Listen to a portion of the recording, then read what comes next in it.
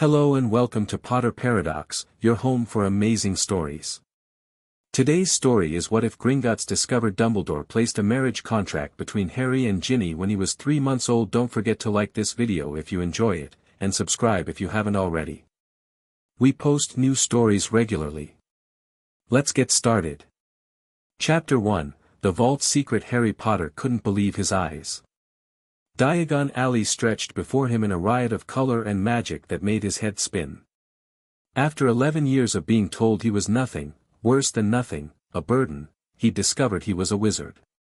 And not just any wizard, but one famous enough that strangers shook his hand in pubs and bowed to him on the street. Gotta make a stop at Gringotts first, Hagrid said, pointing toward an imposing white marble building that towered over the other shops. Wizard's Bank. Run by goblins, so don't go getting any funny ideas. Clever as they come, goblins, but not the friendliest of beasts. Best stick close to me. Harry nodded, practically jogging to keep up with Hagrid's massive strides. So I've got money. But my aunt and uncle always said, "Course you got money." Hagrid looked offended on Harry's behalf. You think your parents didn't leave you anything? They wasn't stupid, Harry. First stop's your vault, then we're off to get Professor Dumbledore's you-know-what from Vault 713. As they climbed the white steps toward burnished bronze doors, Harry noticed the small, sharp-featured creature standing guard. Yeah, that's a goblin, Hagrid muttered as they walked inside. The bank's interior made Harry gape. The vast marble hall stretched farther than seemed possible, with 100 more goblins sitting on high stools behind a long counter, scribbling in ledgers, weighing coins, and examining precious stones through eyeglasses. Hagrid approached a free goblin. "Mornin'. We've come to take some money out of Mr. Harry Potter's safe." The goblin peered over his spectacles. "And does Mr. Harry Potter have his key?" "Got it here somewhere," Hagrid said, emptying his pockets onto the counter. The goblin wrinkled his nose as dog biscuits, moldy bread, and various odds and ends piled up. "Got it," Hagrid finally declared, holding up a tiny golden key. The goblin examined it closely. "That seems to be in order. I'll have someone take you down to the vault." Grip hook. Another goblin appeared, but before they could leave, the first goblin froze. His long fingers had passed over what looked like a magical ledger, and Harry noticed strange symbols glowing on the page. "Curious," the goblin muttered. "Most curious indeed." "Something wrong?" Hagrid asked. The goblin's eyes narrowed as they flicked from the ledger to Harry and back again. "There appears to be an irregularity with the Potter accounts. We'll need to conduct a more thorough examination." "No time for that," Hagrid said quickly. "Hogwarts business. Professor Dumbledore's orders. Very urgent." The goblin looked like he might argue, but instead nodded stiffly. "Very well. But Mr. Potter should return at his earliest convenience for a complete account review. There are matters that require his attention." Harry opened his mouth to ask questions, but Hagrid's massive hand landed on his shoulder, steering him toward Griphook. "Harry, we got lots to do today. Best leave the complicated stuff for another time, eh?" The ride through the tunnels beneath Gringotts was exhilarating enough to distract Harry, but as Griphook unlocked his vault, he couldn't help noticing the goblin's sideways glances. When the door swung open to reveal mounds of gold, silver, and bronze coins, Harry was stunned. "All yours," Hagrid grinned. As Harry filled a bag with money, Griphook cleared his throat. "Mr. Potter, I must insist you schedule a meeting with our inheritance department. There are binding magical matters concerning your estate that cannot wait indefinitely." "Binding magical, what's that mean?" Harry asked. "Later, Harry," Hagrid interrupted. "Got important Hogwarts business now, remember?" Harry reluctantly followed Hagrid to Vault 713, where the giant retrieved a small, grubby package and tucked it deep inside his coat. "Best not mention this to anyone, Harry," Hagrid said seriously. "Dumbledore's trusting me. Trusting us both. But as they emerged back into the bank's main hall, Harry couldn't shake the feeling that something important had been hidden from him, again. He'd spent his whole life being kept in the dark. Now that he was finally learning the truth about who he was, he wasn't about to let more secrets pile up. "Hagrid," Harry said as they stepped back into Diagon Alley's sunshine, "I think I dropped something back in the bank." "Wait here, I'll just run back and check." Before Hagrid could protest, Harry darted back up the marble steps, slipping through a group of witches entering the bank. Inside, he approached the first available goblin. "Excuse me," he said, summoning his courage. "I'm Harry Potter. Someone mentioned there was something wrong with my account." The goblin peered down at him with suspicious eyes. "Indeed. Follow me, Mr. Potter." Harry was led through a side door and down a hallway lined with ornate wooden doors. The goblin stopped at one labeled, "Blood Fawn, Senior Account Manager," and knocked sharply. A gruff voice barked permission to enter. Behind an imposing desk sat an elderly goblin with silver hair and a face mapped with scars. He looked up from a stack of parchments, eyes widening slightly at the sight of Harry. "Mr. Potter. Unexpected, but fortuitous. I am Blood Fawn, manager of the Potter family accounts for the past 73 years. He dismissed the other goblin with a wave. "Sit." Harry perched on the edge of a chair too tall for his legs. "Sir, I was told there was some problem with my vault." "Not your vault, Mr. Potter. Your contract." Bloodfang's fingers steepled beneath his chin. "Tell me, what do you know of marriage contracts?" "Marriage contracts?" Harry repeated blankly. "Like, getting married?" "Precisely that. In pure-blood wizarding families, it was once common to arrange marriages between children to secure alliances and consolidate power. The practice has fallen out of favor in modern times, but some traditional families still engage in it." Blood Fawn pulled a piece of parchment from a drawer. "Which is why I find this particular document so interesting." Harry's stomach dropped. "What document?" "A magically binding marriage contract, created on January 30th, 1982, between yourself and one Ginevra Molly Weasley." "That's impossible," Harry sputtered. "I was a baby. I don't even know anyone named Ginevra." "You were approximately 3 months old at the time of signing," Blood Fawn confirmed. "Miss Weasley was barely 4 months old herself." "But who would," Harry began, then fell silent as Blood Fawn slid the contract across the desk. At the bottom of the parchment were 3 signatures. 2 were labeled as "Magical Guardian of Harry James Potter" and "Father of Ginevra Molly Weasley." The first signature, written in looping purple ink, read, "Albus Percival Wulfric Brian Dumbledore." "Dumbledore?" Harry whispered. "Professor Dumbledore did this?" "Indeed. As your magical guardian, appointed after the death of your parents and the unavailability of your godfather, Albus Dumbledore had certain legal rights. Creating a marriage contract, however, stretches the boundaries of those rights considerably." Harry stared at the contract, trying to process what he was hearing. "I don't understand. Why would he do that? And who are the Weasleys?" Bloodfang's smile showed too many pointed teeth. "Excellent questions, Mr. Potter. The Weasleys are a pure-blood family, though without substantial wealth or political power in recent generations. Arthur Weasley works for the Ministry in the Misuse of Muggle Artifacts office. His wife Molly comes from the Pruitt family.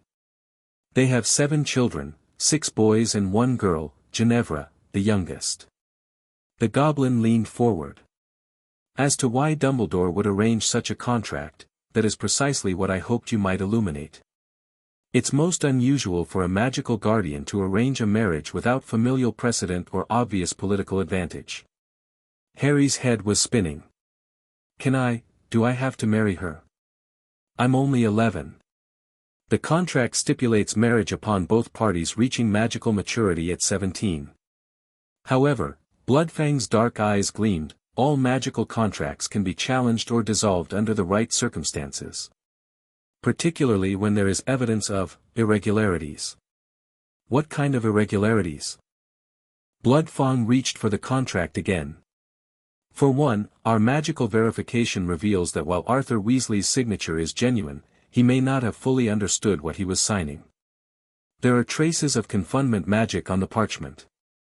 For another, Dumbledore used his position as Chief Warlock to bypass certain standard validations that would normally be required for a contract of this magnitude. So it's illegal? Not illegal, Mr. Potter. Simply, irregular. And potentially contestable. Bloodfang studied Harry carefully. The question is, do you wish to contest it? Yes. Harry said immediately. I don't want to be forced to marry someone I've never even met. Very well. As the Potter heir, you have the right to challenge contracts made on your behalf before you came of age. However, such challenges can become complicated. Particularly when they involve wizards as powerful as Albus Dumbledore. Harry's shoulders slumped. So there's nothing I can do. I didn't say that. Bloodfang's smile widened. Gringotts takes a rather dim view of wizards who manipulate inheritance laws and binding magical contracts. We would be amenable to assisting you in this matter. Why would you help me? Harry asked suspiciously. Let's call it an investment in future relations between yourself and the Goblin Nation. The Potter family has historically dealt fairly with us, unlike many wizarding families. Besides, Bloodfang's expression darkened. Albus Dumbledore has overstepped his bounds in numerous ways over the years. The opportunity to correct one such overstep is not without its satisfactions. Before Harry could respond, a sharp knock came at the door. Bloodfang called permission, and a younger goblin entered, whispering urgently in Bloodfang's ear. It seems we have an unexpected visitor, Bloodfang told Harry. William Weasley is currently in the bank on business and has heard rumors of unusual activity regarding a contract connected to his family. He's requesting information. Weasley? Harry repeated. Like, the family I'm supposedly going to marry into? William, or Bill as he's known, is the eldest Weasley child. He works for us as a cursebreaker in Egypt but is currently home on leave. Bloodfang looked thoughtful. It might be beneficial for you to meet him. He could provide insight into the Weasley family perspective on this matter. Harry hesitated, then nodded. All right. I'll meet him. Minutes later, the door opened again to admit a tall, athletic young man with long red hair tied back in a ponytail. He wore an earring with what looked like a thong dangling from it and had an air of casual confidence that immediately made Harry feel slightly better about the whole situation. Mr. Weasley, Bloodfang said formally, may I present Harry Potter? Bill's eyes widened, flicking briefly to the lightning scar on Harry's forehead before returning to meet his gaze. Bloody hell, sorry, it's a pleasure to meet you, Harry. He extended his hand, which Harry shook automatically. I'm Bill Weasley, he continued, taking the seat Bloodfang indicated. I understand there's some kind of contract situation involving our families. You could say that, Harry replied. Apparently Professor Dumbledore signed me up to marry your sister when I was a baby. Bill's face went from confused to shocked to angry in the span of seconds. He did what? He turned to Bloodfang. Is this true? The goblin pushed the contract across the desk. Bill snatched it up, eyes scanning rapidly over the text. His face paled beneath his freckles. This is my dad's signature, he said hoarsely. But he would never, he broke off, reading further. Bloody hell, this is dated right after the war ended. Dad was still dealing with the deaths of Mum's brothers. The whole wizarding world was in chaos. He looked up at Harry. I swear to you, my family wouldn't have knowingly done this. Oddly enough, Harry believed him. There was something genuinely distressed in Bill's expression that couldn't be faked. Bloodfang says there might be ways to challenge it, Harry offered. Bill ran a hand through his hair. Damn right there are. Starting with me taking you to meet my parents so we can sort this out. Dad needs to see this. And Dumbledore has some serious explaining to do. Harry glanced at Bloodfawn. What about Hagrid? He's waiting for me outside. Rubeus Hagrid is employed by Hogwarts, which means he reports to Dumbledore, Bloodfawn pointed out. It might be prudent to resolve some of these questions before involving those directly connected to the headmaster. Bill nodded. He's right. If you come with me to the Burrow, that's our home, we can get this sorted out, then make sure you get your school supplies after. I'll send word to Hagrid that you're safe. He's a good bloke, but Bloodfawn is right that he's loyal to Dumbledore. Harry thought about it. On one hand, going off with a stranger seemed risky. On the other, Bill seemed genuinely upset about the contract, and Harry desperately wanted answers. Plus, he'd be meeting this Ginevra person eventually if they were supposedly contracted to marry. Might as well get it over with. Okay, he decided. Let's go meet your family. 30 minutes later, after Bloodfawn had made copies of the contract and arranged for a follow-up meeting, Harry found himself stepping into the emerald flames of the Fleur network for the first time in his life. Bill had gone first, showing Harry what to do and promising to catch him on the other side. Remember, speak clearly. The Burrow. Bill had instructed before disappearing in a whoosh of green fire. Harry tossed the powder into the flames, stepped in, and declared, "The Burrow," as firmly as he could manage. The sensation of spinning through fireplaces nearly made him sick, but just when he thought he couldn't take any more, he was ejected onto a worn rug in what appeared to be a cozy, cluttered living room. Gotcha. Bill said, catching Harry by the shoulders before he could fall flat on his face. Not bad for your first Fleur trip.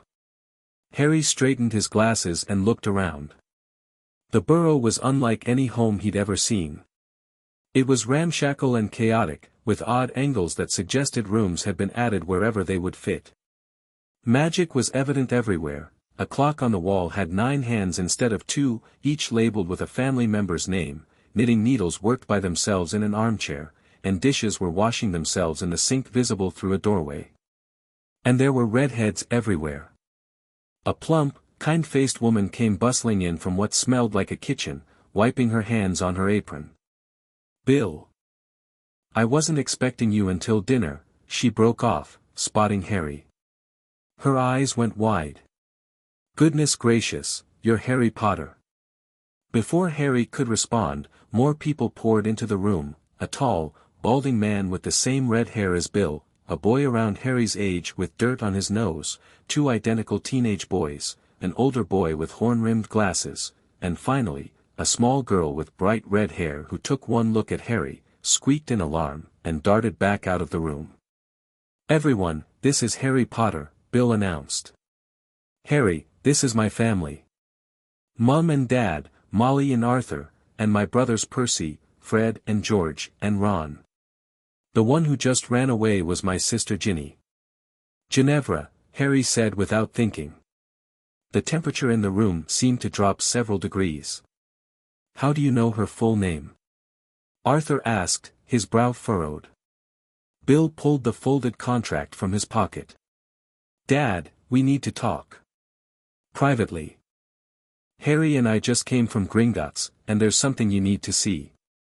10 minutes later, the Burrow exploded with sound. Absolutely outrageous. Arthur's voice boomed from behind the closed door of what appeared to be his study. Harry sat awkwardly in the living room with Ron, the twins, and Percy, all of whom were trying not to look like they were eavesdropping. I don't care what he thought he was doing. Arthur continued. No right. No right at all. What did you do?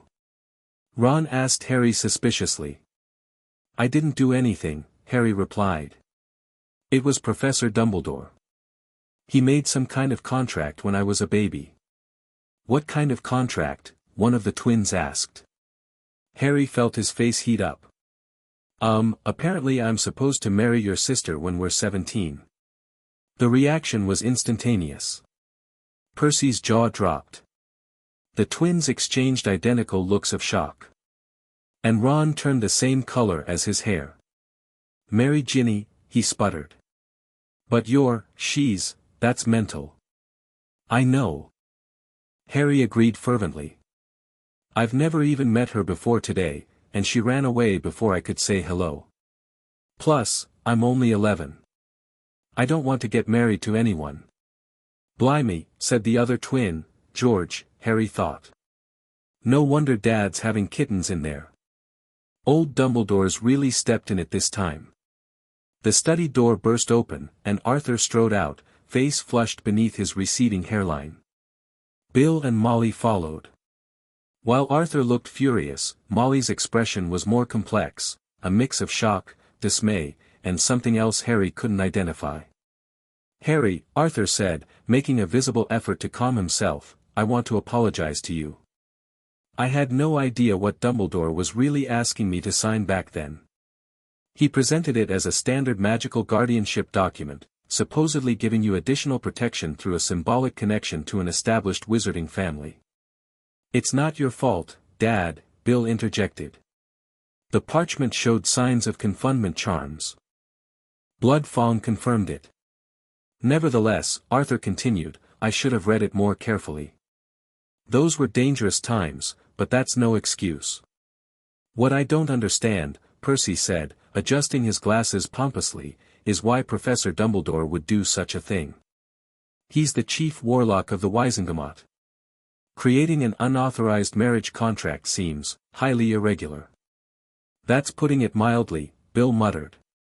Molly, who had been uncharacteristically quiet, finally spoke up. "Marriage contracts aren't unheard of in old wizarding families. My own great-aunt was betrothed through a similar arrangement." "Molly." Arthur looked scandalized. "You can't possibly be defending this." "I'm not defending it, Arthur, I'm merely stating a fact. And regardless of how it happened, we need to consider what this means for Ginny." "What it means," Arthur said firmly, "is that we're going to contact Dumbledore immediately and demand he dissolve this contract. It's completely inappropriate." "And if he refuses?" Molly challenged. "These contracts are magically binding, Arthur. Breaking them can have serious consequences, financial penalties at minimum, magical backlash at worst." "We'll cross that bridge when we come to it," Arthur replied. "But I won't have our daughter's future decided by a document I was tricked into signing when she was still in nappies." Harry, who had been listening to this exchange with growing confusion, finally spoke up. "Excuse me, but, could someone please explain why Dumbledore would do this in the first place? What's the point of making me marry someone?" The adults exchanged uncomfortable glances. "That," said Bill grimly, "is the million-galleon question. Harry," Arthur said gently, "you have to understand your position in our world. You're the boy who lived. The only person ever to survive the killing curse. You defeated you-know-who when you were just a baby." "But I don't remember doing any of that," Harry protested. "And I didn't even know I was a wizard until Hagrid told me yesterday. How could any of that matter enough to make someone want to control who I marry?" "Power," Bill answered simply. "Influence. Protection. Take your pick. Harry, your name carries weight in the wizarding world. Anyone connected to you would gain significant social standing. Not to mention," he hesitated. "What?" Harry demanded. "The Potter family is wealthy, Harry," Bill said bluntly. "Like, seriously wealthy. Old money. And as the last Potter, you'll inherit everything when you come of age." Harry stared. "But, my aunt and uncle always said my parents left me nothing. That I was a burden." Arthur's expression darkened. "That is categorically untrue. James Potter came from one of the oldest wizarding families in Britain. And even without that inheritance, your parents would have made provisions for you." The implications hit Harry like a physical blow. Not only had the Dursleys lied to him about being a wizard, they'd lied about his parents' ability to provide for him. All those years of second-hand clothes, of going hungry, of being told he should be grateful for the scraps they gave him, it had all been unnecessary. I think, Harry said slowly, that there are a lot of things I need to learn about my family. And a lot of questions Dumbledore needs to answer, Bill added. Just then, the small red-headed girl, Ginny, crept back into the room. She hovered near the doorway, half hidden behind the frame, watching Harry with wide brown eyes. Ginny, dear, Molly said, spotting her. Come in. There's no need to hide. Hi, Harry said awkwardly. Ginny's face turned scarlet. Hello, she whispered, then ducked behind her mother. Ginny's been hearing stories about Harry Potter her whole life, Ron explained in a not very subtle whisper. Got a bit of a crush, to be honest. Ronald. Molly scolded while Ginny looked like she wanted the floor to swallow her whole. Sorry, Ron muttered, not looking particularly sorry. Harry didn't know what to say. The idea that this girl had grown up hearing stories about him was bizarre. The fact that they were now supposedly contracted to marry someday made it even more uncomfortable. Look, Arthur said, clapping his hands together. Let's all take a breath. Harry, would you like some lunch? Molly makes the best sandwiches in Britain. We can discuss next steps while we eat. Before Harry could answer, a silvery phoenix appeared in the middle of the living room. Everyone jumped, and Ginny let out another small squeak. The phoenix opened its beak, and Albus Dumbledore's voice filled the room. Arthur, I've received troubling reports of unauthorized removal of Harry Potter from Diagon Alley. If he is with you, please assure him that Hagrid is quite concerned. I am on my way to collect him immediately. The message ended, and the phoenix dissolved into mist. How did he know I was here? Harry asked, alarmed. Bill's expression was grim. That's another excellent question. He's coming here, Arthur said, straightening his robes. Good. Saves me the trouble of contacting him myself. Arthur, Molly said worriedly, perhaps we should consider. No, Molly. This has gone far enough. Dumbledore needs to explain himself, and he needs to fix this. Barely a minute later, the fireplace flared green, and Albus Dumbledore stepped gracefully into the Weasley living room. Despite his flowing purple robes and long silver beard, there was nothing comical about his presence. Power radiated from him like heat from a fire. His blue eyes found Harry immediately, twinkling behind half-moon spectacles. Ah, Harry. I see you've made the acquaintance of the Weasley family. How wonderful. I had hoped you would become friends, though perhaps not quite so quickly. Friends? Arthur repeated incredulously, holding up the contract copy. Is that what you call tricking me into signing a marriage contract between my 4-month-old daughter and an infant whose parents had just been murdered? The twinkle in Dumbledore's eyes dimmed slightly.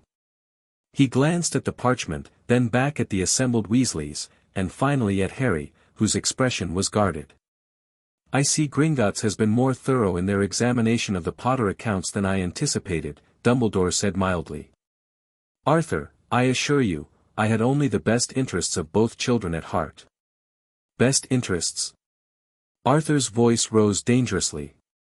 How exactly does forcing two people to marry serve their best interests? These are children, Albus. They deserve to choose their own paths. In ideal circumstances, I would agree completely, Dumbledore replied calmly. However, the circumstances surrounding young Harry are far from ideal. There are protections afforded by certain types of magical bonds that cannot be replicated through other means. What protections? Bill challenged. The contract doesn't mention any protective enchantments or wards. Some magics are best left undocumented, William, Dumbledore said. Particularly when they relate to the defeat of the darkest wizard of our time. Harry had been watching this exchange silently, but now he stepped forward. Sir, with all due respect, this is my life we're talking about. Don't I get a say in it? Dumbledore's expression softened. Of course you do, Harry. When you are older and fully understand the complexities involved, I understand enough, Harry interrupted. You made a decision about my future when I was too young to object, and you didn't tell me about it. Just like you didn't tell me I was a wizard, or that my parents were murdered, or that I'm apparently rich enough that I shouldn't have been wearing my cousin's cast-offs my whole life. Dumbledore looked genuinely startled at this outburst. Harry, surely your aunt and uncle explained, they told me my parents died in a car crash. Harry felt years of repressed anger bubbling up. They told me my dad was a drunk and my mum was worthless. They made me sleep in a cupboard under the stairs and wear clothes 4 sizes too big and called me a freak if I ever did accidental magic. The room went deadly quiet. Even the magical clock seemed to have stopped ticking. A cupboard? Molly whispered, horror evident in her voice. You slept in a cupboard? Harry immediately regretted his outburst. He hadn't meant to reveal quite so much about his life with the Dursleys. It doesn't matter, he muttered, looking away. It matters a great deal, Arthur said quietly, placing a hand on Harry's shoulder. And it makes me question even more seriously the judgment of anyone who would place a child in such circumstances. All eyes turned to Dumbledore, whose lined face now showed genuine distress. Harry, if what you say is true, then I have made a grave error in judgment regarding your placement with the Dursleys. I had my reasons I still believe were sound, but I never intended for you to suffer. Intentions aren't enough, Albus, Bill said firmly. Not when a child's welfare is at stake. And certainly not when it comes to binding magical contracts that affect their entire future. Dumbledore sighed heavily. Perhaps you're right. It seems I have much to reconsider. He turned to Harry. Will you permit me to escort you back to Diagon Alley? Hagrid is most concerned, and you still need to purchase your school supplies. Harry hesitated, looking at the Weasleys. Arthur gave him an encouraging nod. We'll be in touch very soon, Harry, he promised. Bill and I will work with Gringotts to explore options for challenging the contract. And regardless of what happens with that, you're welcome at the Burrow anytime. Actually, Harry said, surprising himself with his boldness, I'd like to finish my shopping with Ron, if that's okay. If we're supposed to be at school together, we might as well get to know each other. And then maybe Mr. Weasley could take me back to my aunt and uncle's house. Ron looked startled but pleased. Yeah. We were going to Diagon Alley next week anyway for my stuff. Dumbledore's silver eyebrows rose slightly. I'm afraid Hagrid is waiting, you could tell Hagrid I'm safe and send him home, Harry suggested. He seemed pretty tired after our trip to the bank. For perhaps the first time in many years, Albus Dumbledore found himself outmaneuvered by an 11-year-old boy. Very well, he conceded. Arthur, Molly, I trust you'll ensure Harry's safety. Of course we will, Molly said firmly. Though it seems his safety hasn't been a priority for some time now. The rebuke landed precisely as intended. Dumbledore inclined his head. We will speak further on all of these matters soon.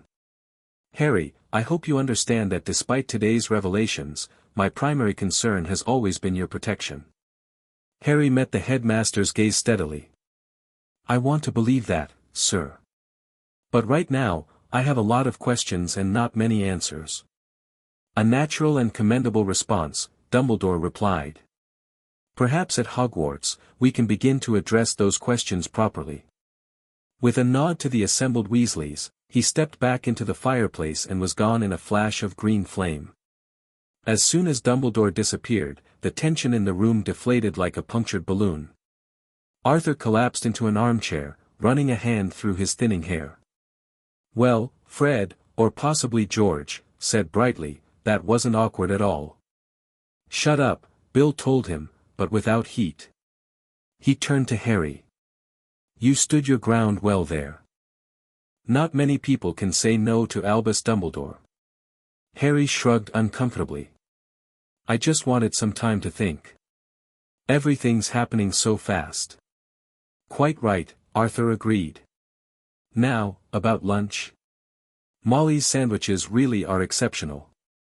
As they moved toward the kitchen, Harry noticed Ginny still hovering nearby, watching him with that same wide-eyed expression. On impulse, he stopped beside her. "Hi," he said again. "I'm Harry. Sorry about, well, all of this. It's not exactly how I imagined meeting new people would go." Ginny's blush deepened, but she managed a small smile. "I'm Ginny. And it's not your fault. It's weird for me too." Harry grinned. "Extremely weird. But at least the food smells good." That earned him a genuine laugh, short but real. "Mum's cooking is brilliant. You'll see." As they joined the others in the kitchen, Harry felt oddly lighter despite the chaos of the day. For the first time in his life, he was surrounded by people who seemed genuinely concerned about his welfare, people willing to challenge even someone as powerful as Dumbledore on his behalf. And if they could help him untangle the mess of this marriage contract, well, that would be even better. Later that afternoon, as promised, Arthur Weasley accompanied Harry and Ron to Diagon Alley. The shopping expedition proved far more enjoyable than Harry's earlier visit. Ron explained wizarding customs and pointed out the most interesting shops, while Arthur asked endless questions about eclectricity and other Muggle inventions whenever they encountered anything remotely non-magical.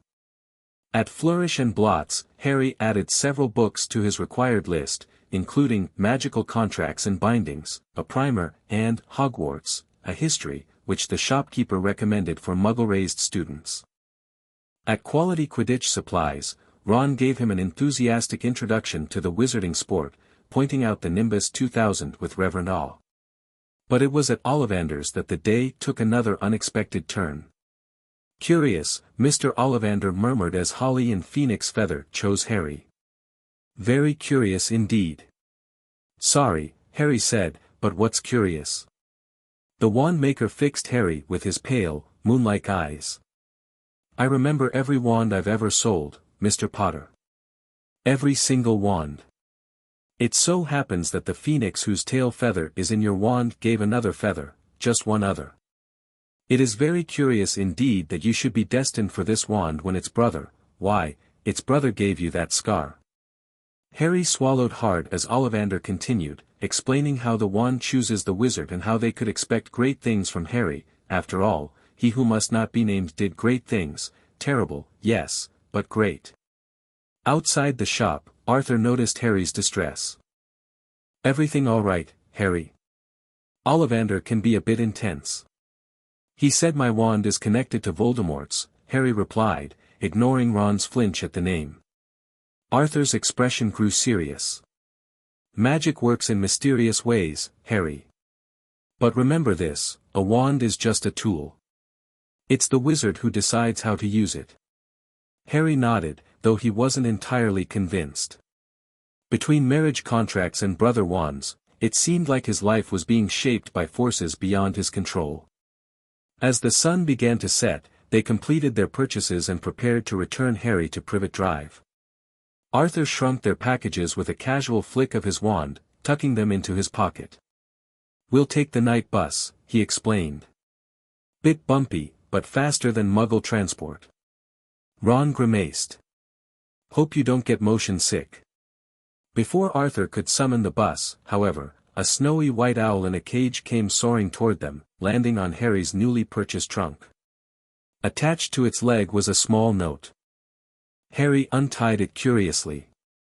The message was brief, a belated birthday present. "Every wizard needs an owl." "Hagrid, blimey," Ron said, admiring the beautiful bird. "That's a fantastic owl." Harry stroked her feathers gently, unexpectedly moved by Hagrid's gesture. Despite the day's revelations and his frustration with Dumbledore, he felt a rush of gratitude toward the gentle giant who had introduced him to the wizarding world. "What will you name her?" Arthur asked. Harry considered for a moment. "Hedwig," he decided, remembering a name from one of his new history books. "Her name is Hedwig." The journey to Privet Drive on the night bus was every bit as wild as Ron had suggested. Harry was thoroughly relieved when they finally staggered off outside number 4. Arthur restored Harry's purchases to their proper size and insisted on accompanying him to the door. "Remember," Arthur said quietly, "we'll be in touch about the contract situation. Bill is staying with us for another week before returning to Egypt, and he's going to work with the goblins to explore our options. In the meantime, try not to worry too much." "Thanks for everything, Mr. Weasley," Harry said sincerely. "Today was, well, it was weird, but it was also one of the best days of my life." Arthur's expression softened. "You're very welcome, Harry. And if those relatives of yours give you any trouble," he tapped his wand pocket meaningfully, "just send Hedwig with a note, and we'll sort it out." Harry grinned. The prospect of the Dursleys facing Arthur Weasley's wrath was deeply satisfying. Ron gave Harry an awkward but friendly punch on the shoulder. "See you on the train, mate. 1st of September, platform 9 3/4. Don't forget." "I won't," Harry promised. As the Dursleys' front door opened to reveal Aunt Petunia's pinched face, Harry turned back briefly to wave at the Weasleys. For the first time since learning he was a wizard, he felt genuinely excited about what lay ahead.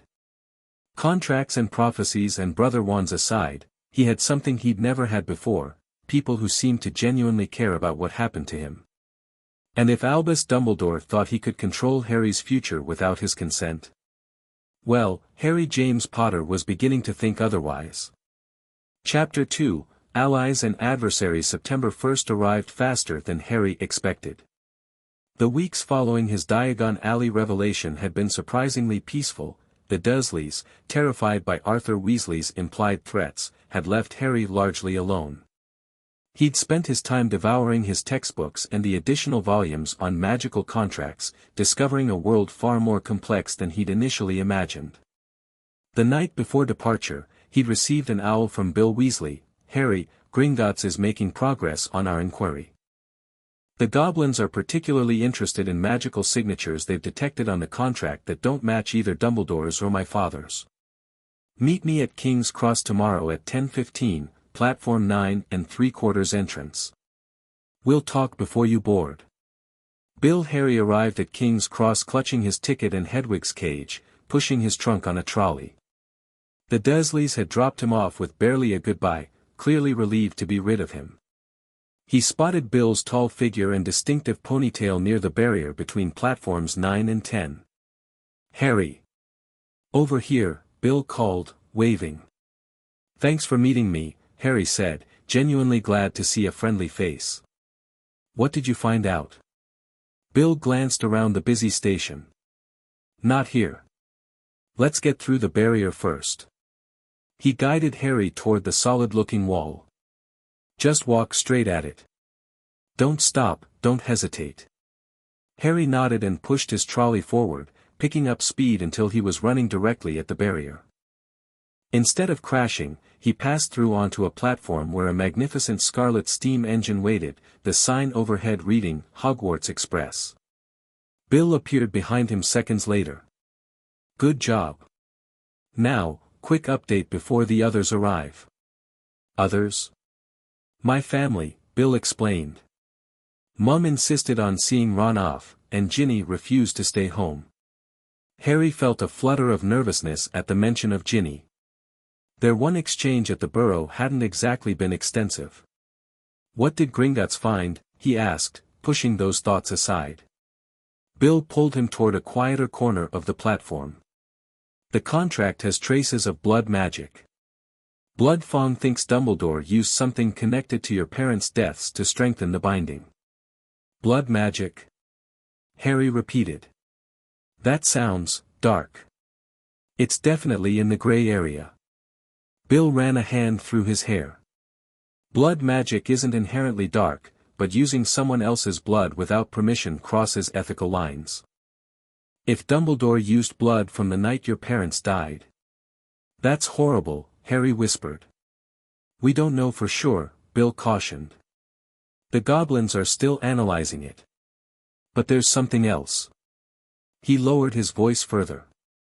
"The contract has a temporal trigger." "A what?" "A magical condition that activates at a specific time. In this case, your 11th birthday. Before then, the contract was essentially dormant. That's why it only showed up in the Gringotts records now. Harry frowned. So Dumbledore didn't want anyone to know about it until I was starting Hogwarts. Exactly. And there's one more thing. Bill stopped abruptly as a large group emerged through the barrier, the rest of the Weasley family. Molly spotted them immediately. Bill. Harry. There you are. She bustled over, enveloping Harry in an unexpected hug. How have you been, dear? Those muggles treating you properly? They've been fine, Mrs. Weasley, Harry assured her, slightly overwhelmed by her motherly concern. The twins, Fred and George, arrived next, followed by Percy, already wearing his prefect badge, Ron, and finally, Arthur with Ginny trailing behind him. She gave Harry a small smile and a wave, her face only slightly pink this time. Made it with time to spare, Arthur said cheerfully. Shall we find you boys a compartment? While the adults helped load trunks onto the train, Harry found himself momentarily alone with Ginny on the platform. Hi, he said awkwardly. Hi, she replied, looking at her shoes. Then she seemed to gather her courage. I wanted to say. I'm sorry about the contract thing. It must be weird for you. It's weird for both of us, Harry pointed out. And it's not your fault. Still. She looked up, meeting his eyes properly. I don't want you to think I expect anything. I mean, her blush deepened, I know we're not actually getting married or anything. Harry felt a rush of relief. Thanks. That makes things less awkward. Ron says you'll probably figure out how to break it anyway, she added. He says you've been reading about magical law. Harry nodded. I have. Though it's complicated stuff. Well, good luck. She hesitated, then added hurriedly, maybe you could write and let me know how it's going. At Hogwarts, I mean. I don't start until next year, and Ron's rubbish at sending letters. Sure, Harry agreed, surprised but pleased by the request. I'd like that. The train whistle blew, signaling 5 minutes until departure. Bill appeared at Harry's elbow. Nearly time. Listen, Harry, I need to get back to Egypt tomorrow, but I've arranged for updates from Gringotts to be sent to you directly. Just be careful who sees them, we don't know who else might be interested in this contract. Harry nodded solemnly. Thanks for everything, Bill. No problem. And remember what I said about the temporal trigger. Dumbledore wanted this to activate now, which means he has plans that start this year. Stay alert. With final goodbyes to the Weasleys, Harry boarded the train with Ron, finding an empty compartment near the end. They settled in, Ron immediately producing a squashed sandwich from his pocket with a grimace. Corned beef again. She always forgets I hate corned beef. Swap you, Harry offered, pulling out the packet of cauldron cakes he'd bought in Diagon Alley. I've got plenty. Ron's face brightened as they exchanged food. Thanks, mate. As the train pulled away from the station, Harry caught a final glimpse of Ginny, standing beside her mother and waving. He waved back, wondering what it would be like to write to her throughout the year. He'd never had a pen pal before. Their compartment door slid open, revealing a round-faced boy looking distressed. Sorry, but have you seen a toad? I've lost mine. No, sorry, Harry replied. Have you tried asking a prefect? Maybe they know a spell to find him. The boy's face lit up. That's brilliant. I'll try that. I'm Neville, by the way. Neville Longbottom. I'm Harry, and this is Ron. Neville's eyes widened as they landed on Harry's forehead. Harry Potter. Wow. Then he frowned slightly. Hang on, aren't you the one who's, he stopped abruptly, turning red. Sorry, never mind. I shouldn't listen to rumors. What rumors? Harry asked sharply. Nothing really. Just something I overheard my gran talking about. With Mr. Weasley. About contracts. Neville looked desperately uncomfortable. I should go find my toad. Thanks for the prefect idea. He bolted from the compartment, leaving Harry staring after him in dismay. Great, he muttered. It's already spreading. Ron looked equally alarmed. How did Neville's gran find out? Dad wouldn't have told people. Doesn't matter, Harry said grimly. If people already know, it's only going to get worse at Hogwarts. Ron nodded sympathetically. Well, at least everyone will realize you don't want it either. I mean, it's obvious Dumbledore arranged the whole thing. Before Harry could respond, the compartment door slid open again. This time it revealed a girl with bushy brown hair and rather large front teeth, already wearing her Hogwarts robes. Has anyone seen a toad? Neville's lost one, she said in a bossy voice. We already told him we haven't seen it, Ron replied. The girl wasn't listening. Her eyes had fixed on Harry. Holy cricket. You're Harry Potter. I've read all about you, you're in modern magical history, the rise and fall of the dark arts, and great wizarding events of the 20th century. Am I? Harry said, feeling uncomfortable. Of course. I'm Hermione Granger, by the way. She sat down uninvited. I've been reading ahead in our textbooks. I just hope it's enough. Nobody in my family's magic at all, so it was a shock when I got my letter.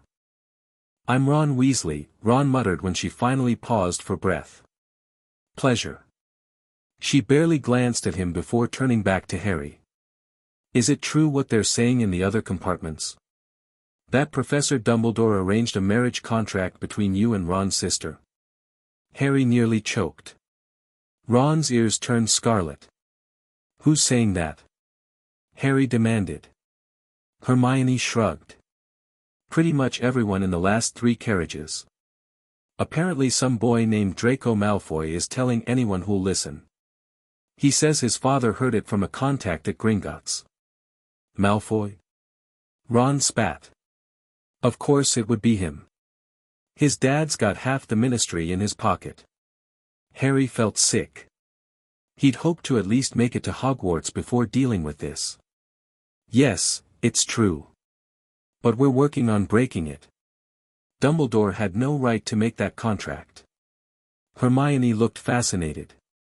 Magical contracts are incredibly complex. I read about them in magical hierarchies and bonds. They often have escape clauses, but finding them requires extensive research. I could help, if you want. Harry blinked at this unexpected offer. You'd help. But you don't even know me. It's obviously wrong to force someone into marriage, she replied matter-of-factly. Besides, I'm excellent at research. Before Harry could respond, the compartment door slid open a third time. 3 boys entered, a pale, pointed-faced boy flanked by 2 larger, thuggish-looking companions. Is it true? The pale boy demanded. They're saying Harry Potter's in this compartment. And that he's magically engaged to a blood traitor. Who's asking? Harry replied coolly, immediately disliking the boy's superior tone. Draco Malfoy. He nodded toward his companions. This is Crabbe and Goyle. And you're Potter. His eyes flicked to Harry's forehead. So it is true.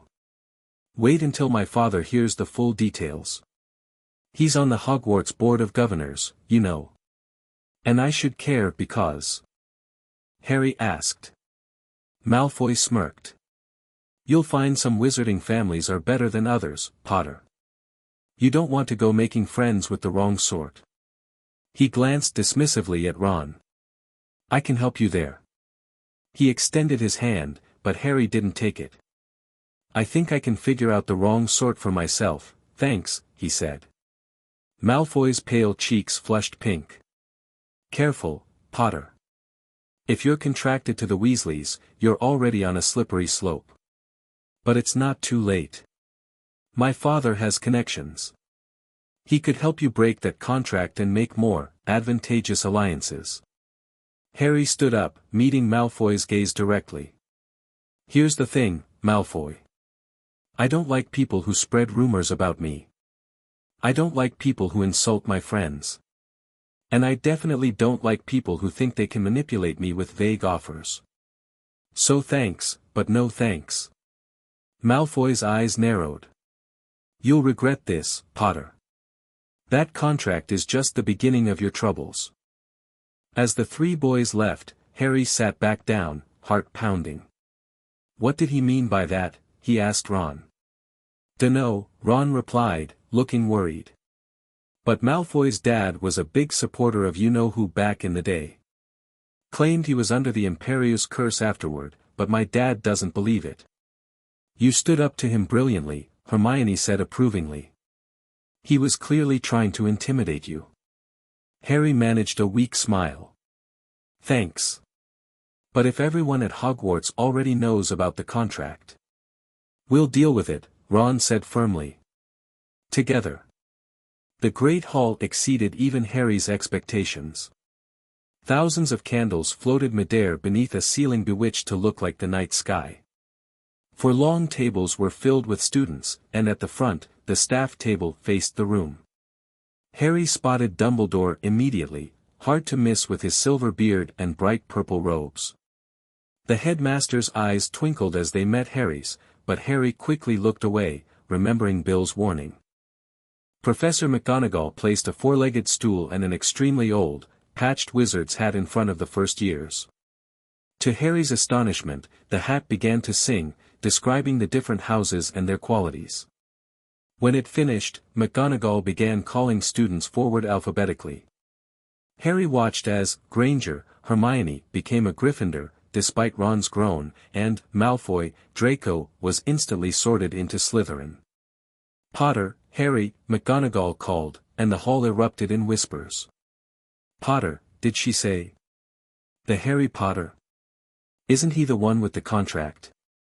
Harry walked forward, trying to ignore the murmurs.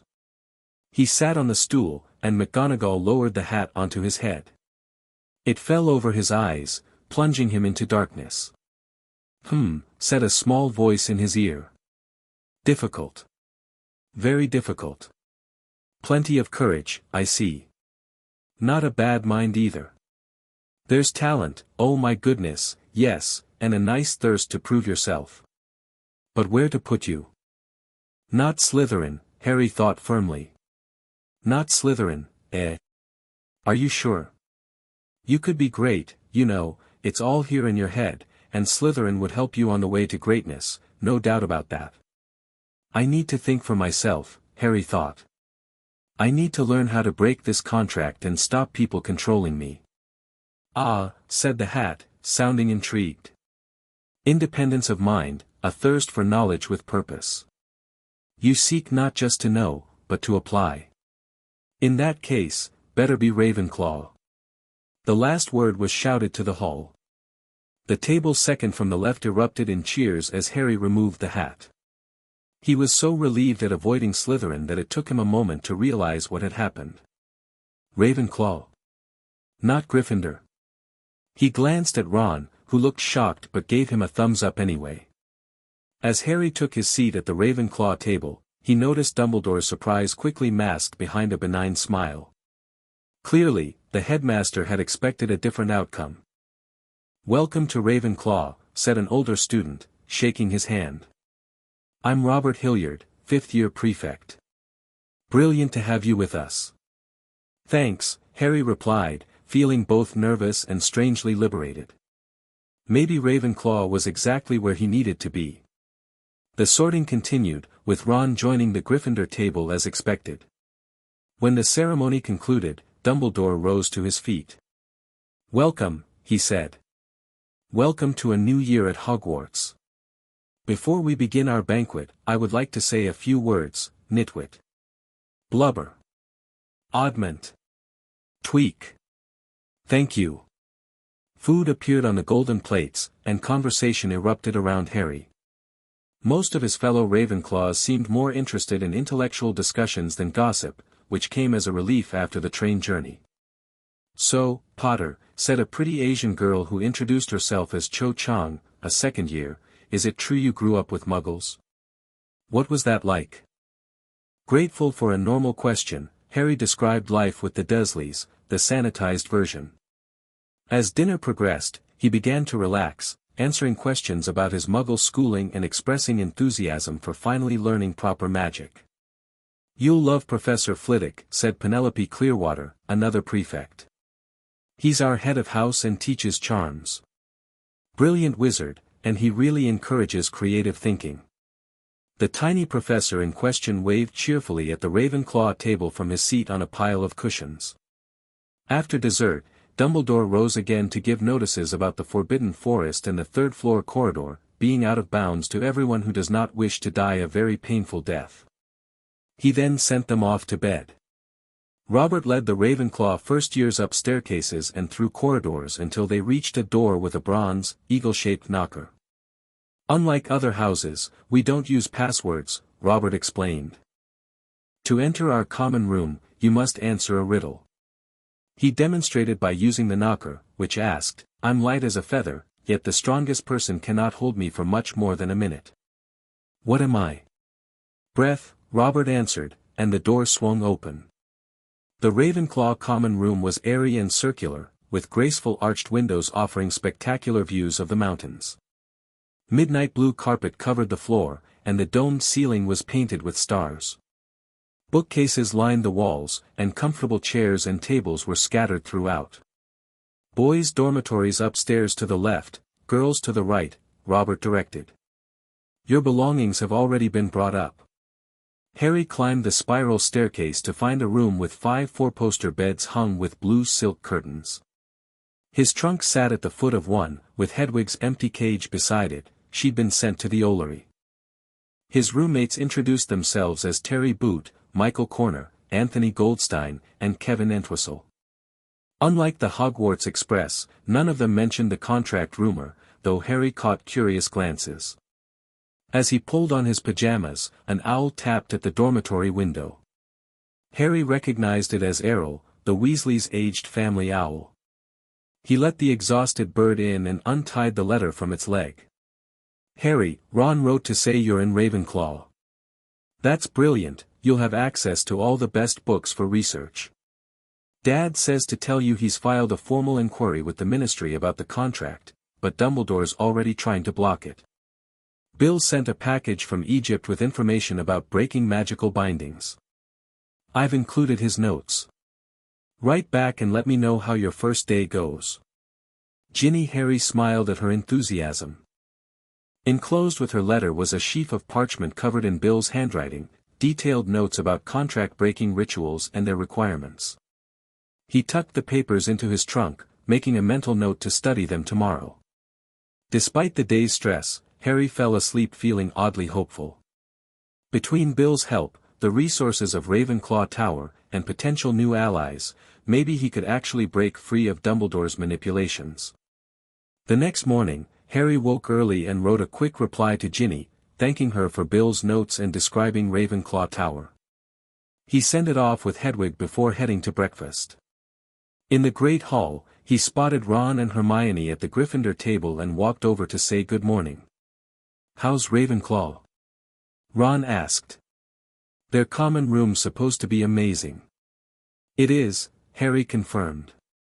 "You should see the view from the windows." "How's Gryffindor?" "Brilliant. Though Percy won't stop going on about his prefect duties." Hermione was practically vibrating with excitement. "I've been thinking about your contract problem, Harry. The library here must have resources on magical law. We should start researching right away." "I've got some information from Bill already," Harry told her. "We could compare notes after classes." "Excellent." She beamed.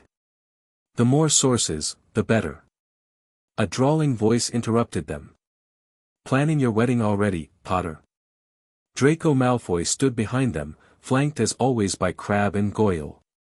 Several heads turned at his loud comment. Don't you have better things to do, Malfoy? Harry asked coldly. Just making conversation. Malfoy smirked. Father says Dumbledore's always playing favorites. Arranging marriages for some students, looking the other way when they break rules. I wonder what other special treatment you'll get. Mr. Malfoy, came Professor McGonagall's stern voice as she approached with a stack of timetables. That will be quite enough gossip. Return to your table immediately. Malfoy slunk away, but the damage was done. Students all around were whispering and staring at Harry. McGonagall's expression softened slightly as she turned to Harry. Mr. Potter, Professor Flitwick has your schedule. And, the headmaster would like to see you in his office after your last class today. The password is Chocolate Frog. Harry's stomach tightened. Do I have to go, Professor? McGonagall looked surprised. It would be unwise to refuse, Potter. Professor Dumbledore is the headmaster. Yes, but he's also the person who created an illegal contract binding me to someone without my consent, Harry pointed out quietly. I'm not sure I want to be alone with him. McGonagall's nostrils flared. For a moment, Harry thought she might scold him, but instead, she said, I see. In that case, would you prefer that I accompany you? As deputy headmistress, I can serve as a neutral party. Relief flooded through Harry. Yes, please. That would be much better. Very well. Meet me outside my office at 4 o'clock, and we'll go together. With that, she moved on to distribute more timetables. Ron looked impressed. Blimey, Harry. You stood up to McGonagall. Not really, Harry replied. I just told her the truth. Hermione nodded approvingly. It was the right thing to do. You're entitled to have an advocate present in a situation like this. Harry returned to the Ravenclaw table, where Professor Flitwick handed him his schedule with a cheerful, looking forward to having you in charms, Mr. Potter. The day passed in a blur of new experiences. In herbology with the Hufflepuffs, Harry partnered with a friendly boy named Justin Finch-Fletchley. History of magic was disappointingly taught by a ghost who droned on about goblin rebellions without noticing half the class falling asleep. Transfiguration with McGonagall proved challenging but fascinating. Throughout the day, Harry was acutely aware of whispers following him. The contract rumor had clearly spread throughout the school. Some students looked sympathetic, others amused, and a few, particularly older Slytherins, openly contemptuous. At lunch, a tall Hufflepuff girl approached the Ravenclaw table. Potter? I'm Susan Bones. My aunt is Amelia Bones, head of the Department of Magical Law Enforcement. She handed him a sealed note. She asked me to give you this if the rumors about your contract were true. Harry opened it carefully. Mr. Potter, if you wish to formally contest a magical contract created during your minority, the DMLE can provide legal counsel. Such matters fall under our jurisdiction when they involve potential misuse of magical guardianship. Send a reply with specifics if you require assistance. Amelia Bones, head of the DMLE, thank your aunt for me, Harry told Susan. This could be really helpful. By the time 4 o'clock arrived, Harry had collected several more offers of help. Terry Boots' mother worked in magical contracts at Gringotts, Anthony Goldstein's uncle was a solicitor specializing in wizarding family law, and Penelope Clearwater knew advanced research methods she was willing to teach him. He met Professor McGonagall outside her office as arranged. She looked rather grave. Potter, before we go up, I want you to understand something. While I don't condone creating binding contracts for minors without proper consultation, Professor Dumbledore is still the headmaster of this school and deserves basic respect. I understand, Professor, Harry replied. I don't plan to be disrespectful. I just want answers. McGonagall nodded, and they walked in silence to the stone gargoyle guarding Dumbledore's office. Chocolate Frog, she said, and the gargoyle leapt aside, revealing a moving spiral staircase. Dumbledore's office was a large, circular room filled with strange silver instruments that whirred and emitted puffs of smoke.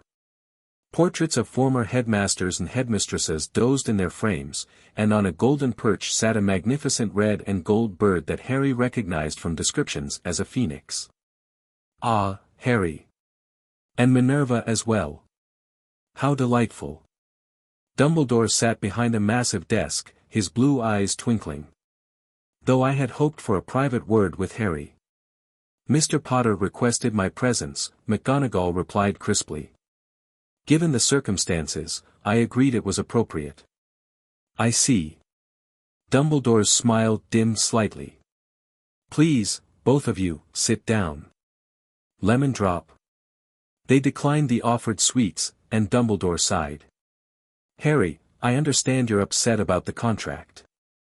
It's perfectly natural to feel confused and perhaps even angry.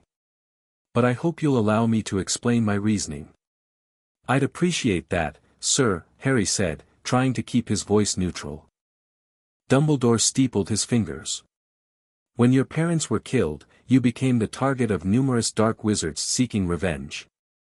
The blood protection I established at your aunt's home shielded you from external threats, but I feared it might not be enough as you grew older.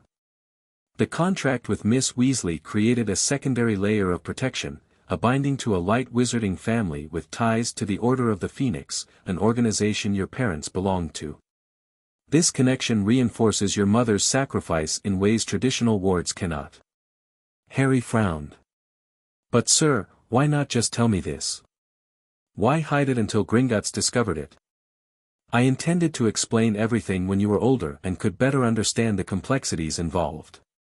Magical theory of this nature is beyond most first years. With respect, Headmaster, McGonagall interjected, creating a life-altering contract without consulting the affected parties is highly irregular, regardless of the theoretical benefits. Dumbledore spread his hands. In ordinary times, I would agree completely. But these were not ordinary circumstances. Harry is not an ordinary child. The threat of Voldemort is gone, Harry interrupted. He's been gone for 10 years. Has he? Dumbledore asked softly. Are you certain of that, Harry? A chill ran down Harry's spine. What do you mean? There are many who believe Voldemort was not truly defeated that night in Godric's Hollow. Merely disembodied, weakened, but not destroyed. Your scar is evidence of a connection that persists. My scar? What does that have to do with anything? It is no ordinary cut. It marks you as connected to Voldemort in ways we do not fully understand. The contract with Miss Weasley creates a counterbalance to that dark connection, a tether to the light. Harry shook his head. So you're saying I have to marry someone to protect me from a connection to Voldemort that you can't even explain properly? Not necessarily marry, Dumbledore corrected. The contract can evolve as circumstances change. Its primary purpose is to establish a magical link that reinforces your mother's protection. That doesn't make sense, Harry insisted. If Mom's protection is in my blood, how does a contract with the Weasleys help? Blood magic works in mysterious ways, Harry. By creating bonds between magical families, we can sometimes extend and amplify existing protections. McGonagall's lips had thinned to a tight line. Albus, this sounds dangerously close to experimental magic performed on a child without consent. Dumbledore sighed heavily. Perhaps in retrospect, I should have consulted others. But at the time, with Death Eaters still at large and Harry's future so uncertain, I did what I believed necessary. And now? Harry asked. Now that I know and I don't want it. I would ask you to trust me, Harry. At least until you understand more about the forces at play. Harry stood up, unable to contain his frustration any longer. How can I trust you when you've been manipulating my life from the beginning? You left me with relatives who hate magic, you kept me ignorant of my heritage, and you created a contract binding me to someone without telling either of us. Those aren't the actions of someone who deserves trust. Harry, Dumbledore said softly, I understand your anger. But there are greater considerations than individual preferences. Sometimes, sacrifices must be made for the greater good. The greater good, Harry repeated flatly. And I'm just supposed to sacrifice my freedom because you say so? No. I want the contract broken. Bill Weasley and Gringotts are already working on it, and now I have offers from the DMLE and several wizarding lawyers to help too. Dumbledore looked genuinely alarmed. Harry, involving the Ministry could have serious consequences. There are forces there who would exploit any perceived weakness in your situation. Like being forced into a marriage contract I didn't agree to. Harry challenged. I think that ship has sailed, Headmaster. McGonagall cleared her throat. Perhaps we should all take some time to consider our positions more carefully. Mr. Potter clearly needs space to process this situation, and rushing decisions would be unwise for all involved. Dumbledore nodded slowly. A reasonable suggestion, Minerva. Harry, I ask only that you consult with me before taking any irreversible steps regarding the contract. There may be aspects of its magic that outsiders cannot safely unravel. I'll consider it, Harry said stiffly, not committing to anything. As they left the office, McGonagall placed a hand briefly on Harry's shoulder. That was a difficult conversation, Potter. You handled yourself well. He didn't really explain anything, Harry said bitterly. Just vague warnings and talk about the greater good. How am I supposed to trust that?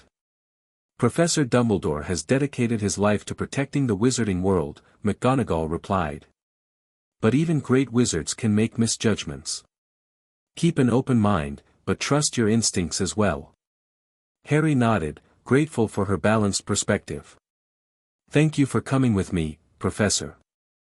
You're welcome, Potter. And, for what it's worth, I believe your parents would be proud of how you're standing up for yourself. That simple statement meant more to Harry than all of Dumbledore's grand explanations combined. Over the next few weeks, Harry established a routine at Hogwarts. His classes were fascinating, particularly Charms and Transfiguration, though potions proved challenging due to Professor Snape's obvious animosity. In their very first potions class, Snape had singled Harry out, Potter. Our new celebrity.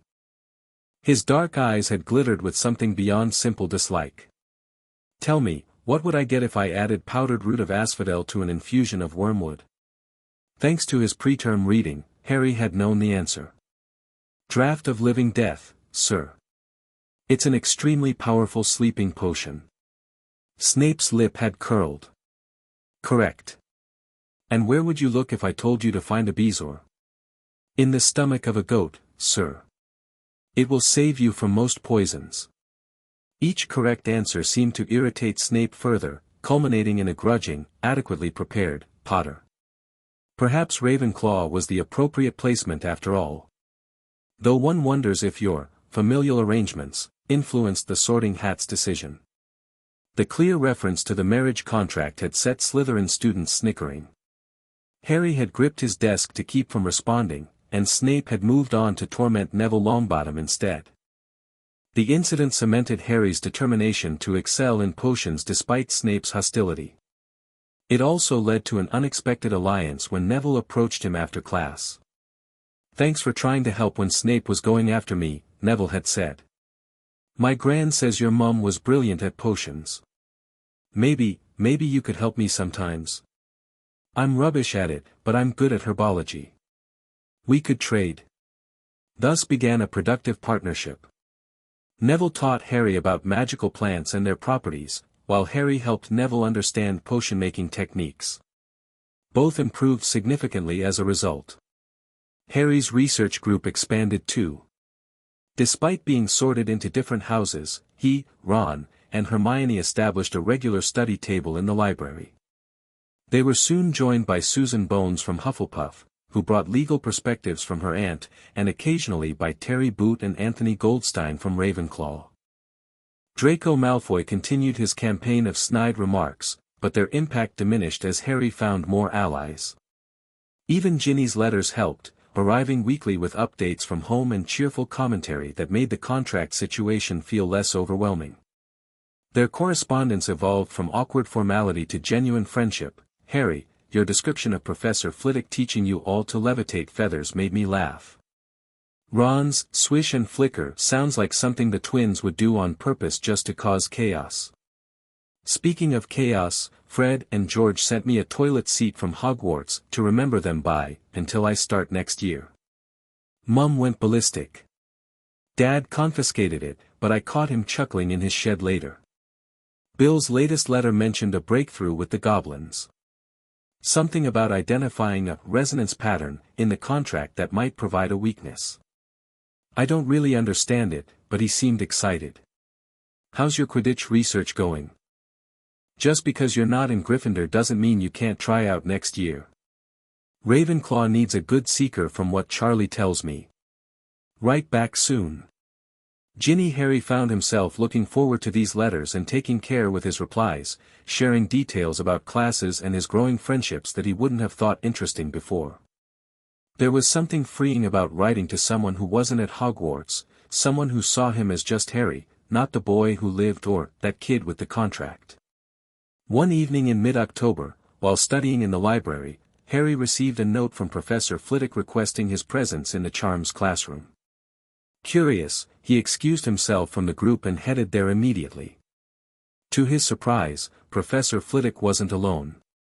Bill Weasley stood beside him, looking travel-worn but excited. "Mr. Potter." Flitwick squeaked. "Mr. Weasley here has requested a private meeting with you. As your head of house, I've granted permission and offered my classroom as a secure location." "Thanks, Professor," Bill said. "And thank you for the privacy charm instruction. Most helpful." Flitwick beamed. "Always a pleasure to assist a former student, especially one with your talent for curse breaking." He turned to Harry. "I'll leave you to your discussion, but remember curfew is in 2 hours. Once Flitwick departed, Bill cast several complex privacy spells around the room. "Sorry for the surprise visit, Harry, but this couldn't wait for Owl Post. We found something significant." Harry leaned forward eagerly. "About the contract?" "Yes, but it's complicated." Bill ran a hand through his long hair. "The goblins finally isolated all the magical signatures on the document. As expected, there's Dumbledore's and my father's. But there's a third signature embedded in the binding itself. Who does it belong to? That's just it. It doesn't match any known wizard or witch. It's wrong somehow. Distorted. The closest comparison Bloodfang could make was to certain dark artifacts they've encountered over the centuries." Harry frowned. "What does that mean?" "It means the contract isn't just a legal document, it's carrying some kind of dark magical payload. The goblins believe it's tied to your scar." "My scar?" Harry's hand flew to his forehead. "Dumbledore mentioned something about my scar being a connection to Voldemort." Bill nodded grimly. "That matches what we found. The contract seems designed to bind something contained in your scar to the magical core of a powerful light family, specifically, to Ginny. So it's not really about marriage at all?" Harry asked. "Not primarily, though that aspect is real enough.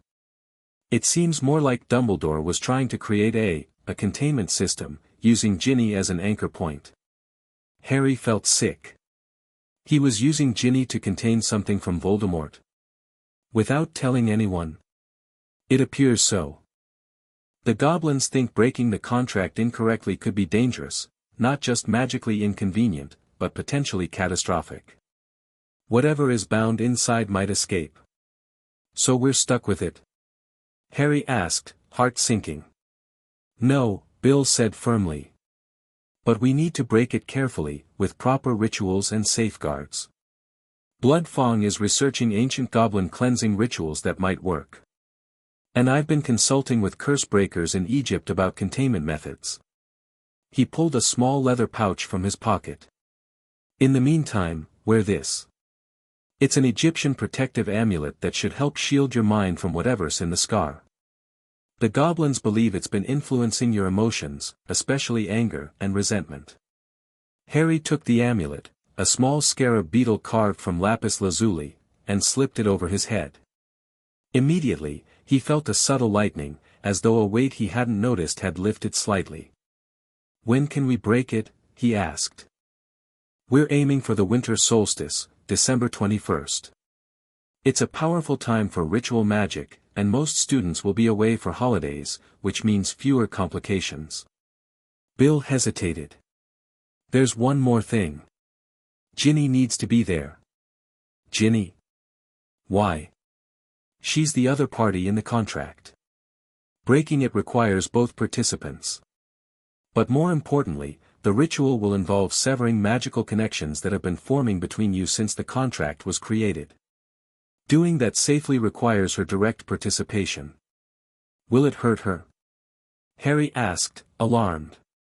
Bill shook his head. "The goblins don't think so.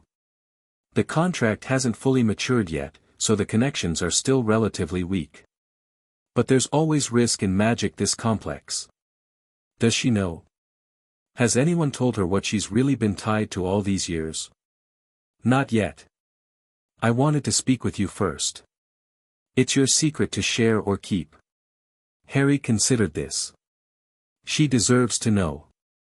But maybe not by letter. Can she come to Hogwarts for the ritual? Would Dumbledore allow it?"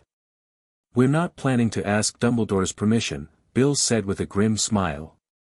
"The goblins have agreed to host the ritual at Gringotts. It's outside Hogwarts jurisdiction, and goblin territory is legally independent from ministry oversight. I'll arrange for both of you to be there. Won't Dumbledore try to stop us once he realizes what we're doing?" "Probably. Which is why we're not telling him until it's too late to interfere.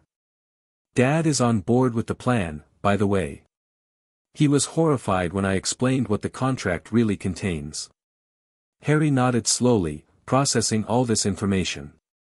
"And you really think we can break it? Even with this dark magic component?" "I do," Bill said confidently. "Between goblin ritual expertise, Egyptian curse-breaking techniques, and the natural magical strength you and Ginny both possess, we have an excellent chance. But it won't be simple, and you'll need to be prepared." He pulled several scrolls from a satchel. "These contain exercises to help strengthen your magical core and improve your mental focus. Practice them daily until the solstice. The stronger your will, the better chance we have of containing whatever emerges during the ritual." Harry took the scrolls, determination filling him. "I'll do whatever it takes." As Bill prepared to leave, he paused. "Harry, one more thing. Be careful around Dumbledore. I don't think he means harm, quite the opposite. But he's playing a deeper game than any of us fully understand, and he might try to prevent the ritual if he learns about it." "I'll be careful," Harry promised. "And, thank you. For everything." After Bill departed, Harry returned to the library, mind racing. He found his friends still huddled around their research table, now joined by Neville. "Everything okay?" Ron asked. "You look serious." Harry glanced around the library. "Not here. Too many ears. Meet me tomorrow after breakfast by the lake. All of you. I need your help with something important." The next morning dawned clear and crisp. Harry arrived early at the lake, clutching the scrolls Bill had given him. One by one, his friends joined him, Ron, Hermione, Neville, and Susan. "So what's this all about?"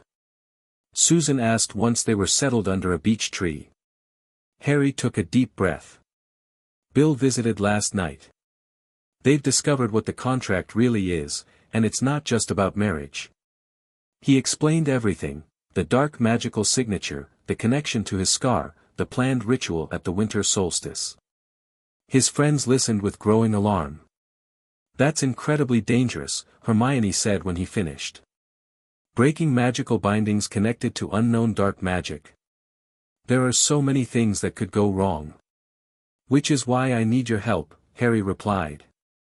"These scrolls contain exercises to strengthen magical control. I can't practice them all alone, some require partners for magical resonance work." "Count me in," Ron said immediately. If this thing is hurting you and Ginny, we have to break it. Me too, said Neville, surprising everyone with his firmness. My parents, they were hurt by dark magic. I know what it can do. Susan nodded. Auntie Amelia would want me to help. She always says dark magic thrives when good people do nothing. It's going to be risky, Harry warned. And we'll have to keep it secret from Dumbledore. Well, Hermione said pragmatically, if the headmaster created a contract binding you to dangerous dark magic without your consent, he's hardly in a position to object when you try to remove it safely. Harry grinned, grateful beyond words for these friends who believed in him and were willing to help without question. Let's get started then, he said, unrolling the first scroll. We have a lot to learn before the solstice. November brought the first Quidditch match of the season, Gryffindor vs. Slytherin. Despite being in Ravenclaw, Harry cheered enthusiastically for Ron's house, joined by Hermione and Neville in the Gryffindor section of the stands. I still think you should try out next year, Ron shouted over the crowd's roar as Gryffindor scored. Bill says you've got the perfect build for a seeker, just like your dad. Harry had been surprised to learn his father had played Quidditch. It was one of many small details about his parents he'd discovered through his friends. Professor Flitwick had told him about Lily's talent for charms, McGonagall had mentioned James's transfiguration prowess, even Hagrid, during Harry's occasional visits to his hut, had shared stories about both Potters. It created a picture of two vibrant, talented people that contradicted everything the Dursleys had told him. It also deepened his resentment toward Dumbledore, who had denied him access to this knowledge for years. The Quidditch match ended with a Gryffindor victory, prompting a party in their common room that Harry was invited to join. It was during this celebration that Percy Weasley approached him. Potter, a word, he asked stiffly. Harry followed him to a quieter corner, curious about what Ron's pompous older brother wanted. I've been corresponding with Bill about your situation, Percy said, lowering his voice. While I initially had reservations about challenging a contract established by Professor Dumbledore, recent information has changed my assessment. You mean the dark magic part? Percy looked alarmed. Keep your voice down. Yes, that aspect. I wish to offer my assistance with the research component. My grade in ancient runes is the highest in my year, which may prove useful for interpreting the ritual texts. Harry blinked in surprise. That would be brilliant, Percy. Thanks. Yes, well. Percy adjusted his glasses importantly. Family honor is at stake. And while I respect authority, I cannot condone unauthorized experimental magic on minors, even from the chief warlock himself. As November progressed, their preparation intensified. Each evening after classes, Harry practiced the exercises Bill had sent, visualizing his magical core, directing energy through specific pathways, building mental barriers against external influence. His friends took turns assisting with the partner exercises. Hermione proved particularly adept at the theoretical aspects, helping everyone understand the principles behind the techniques.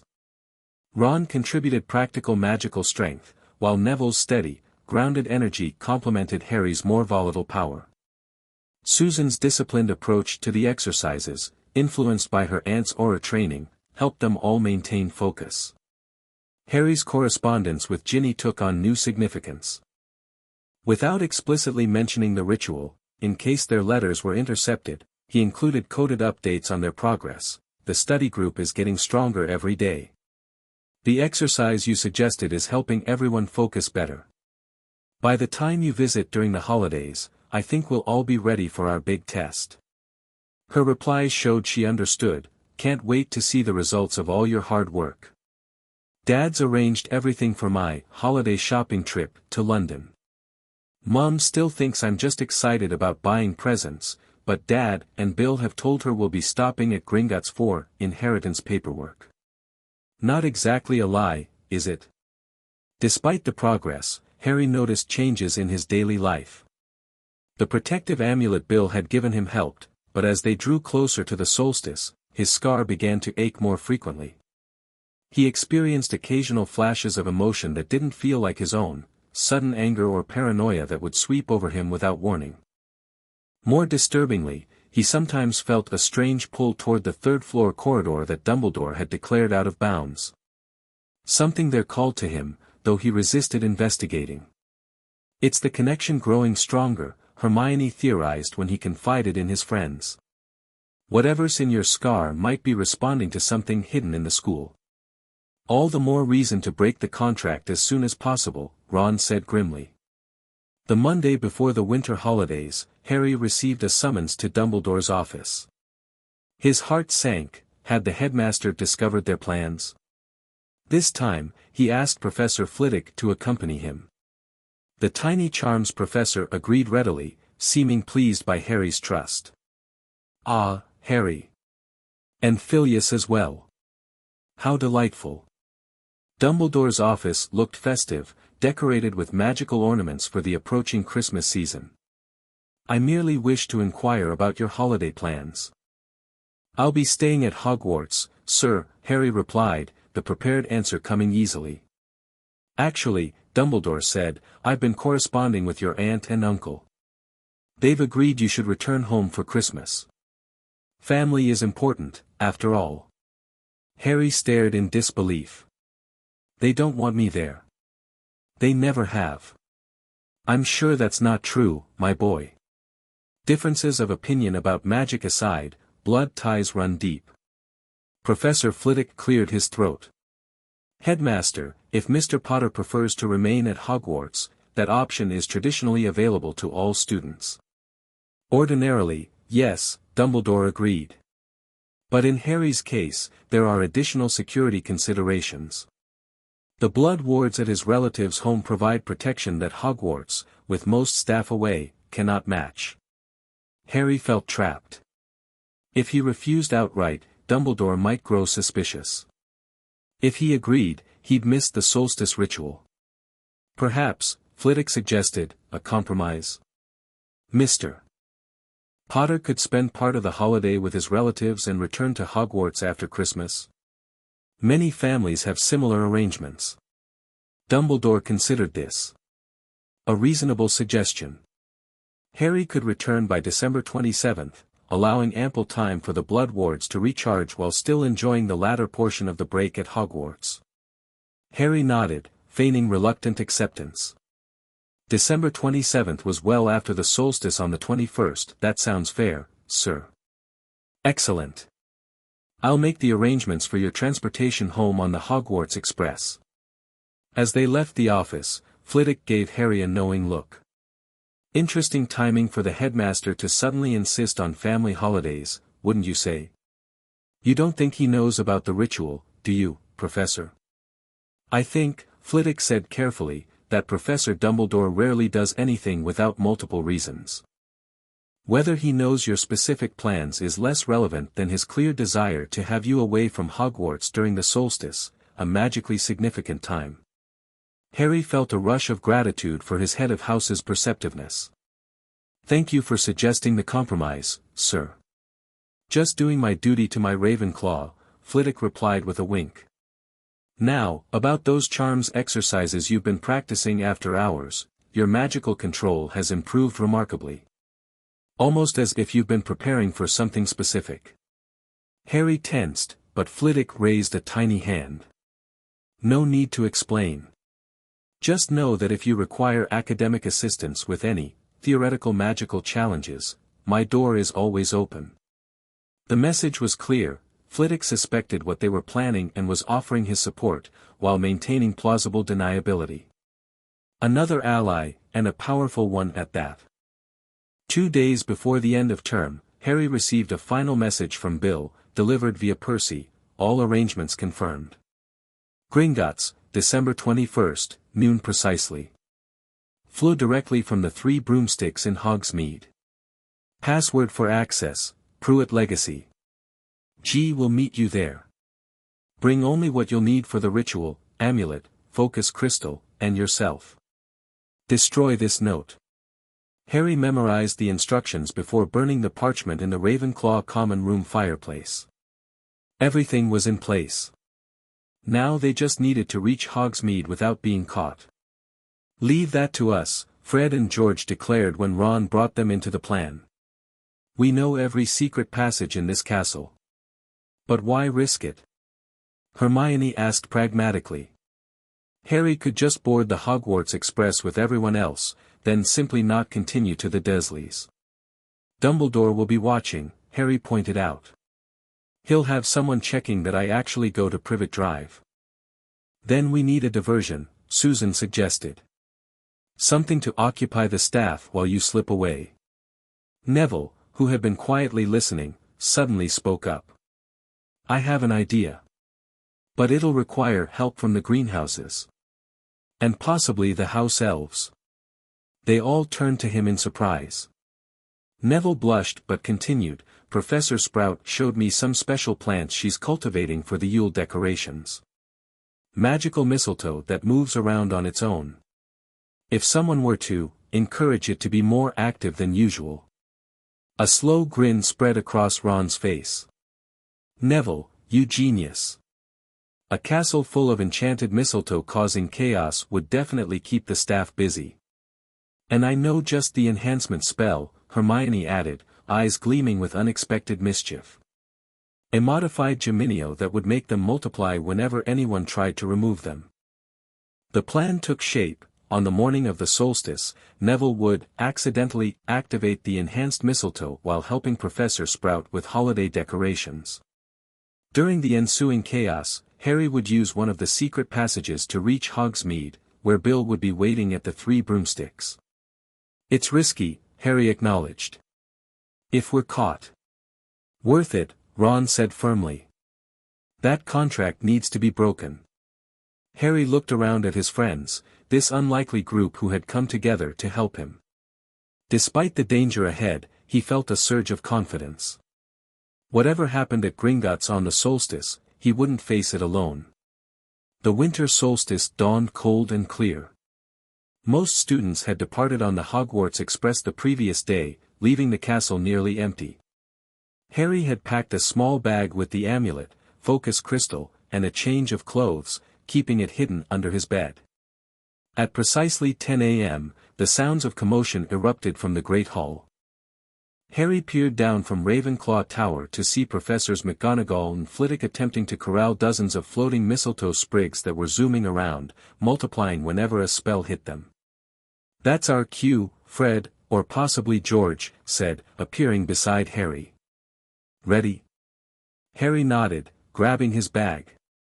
The twins led him through a series of corridors to a statue of a one-eyed witch. "Descendium," George whispered, tapping the statue with his wand. The witch's hump opened to reveal a passageway. "This leads straight to Honeyduke's cellar. From there, it's a short walk to the Three Broomsticks." "Thanks for everything," Harry told them. "I owe you." "Just break that contract and we're even," Fred replied. "Nobody messes with a Weasley without consequences, not even Dumbledore." Harry slipped into the passage, lit his wand, and began the journey to Hogsmeade. The tunnel was long and winding, but eventually sloped upward, ending at a trapdoor. He listened carefully before pushing it open, finding himself in a sweet-scented cellar stacked with crates of candy. Sneaking past the shopkeepers was nerve-wracking, but he managed to slip out the back door into an alley. From there, it was a short, brisk walk to the Three Broomsticks. The pub was busy with holiday shoppers, making it easy for Harry to blend in despite his youth. He spotted Bill immediately, sitting in a back corner nursing a butterbeer. "Right on schedule," Bill said approvingly as Harry slid into the seat opposite him. "Any trouble getting away?" "None. Neville's mistletoe plan worked perfectly." Bill grinned. "Fred and George will be devastated to learn they've been outpranked by Neville Longbottom." He checked his watch. "We should move now, before anyone from Hogwarts thinks to check here." He led Harry to a private room containing a large fireplace. "Remember, speak clearly, Gringotts, ritual chamber access and then the password, Pruitt Legacy, immediately after. I'll go first and catch you on the other side." Bill disappeared in a flash of green flame. Harry took a deep breath, stepped into the fire, and clearly stated the destination and password. The world spun around him in a nauseating whirl before he tumbled out onto a marble floor. "Steady there," Bill said, catching him.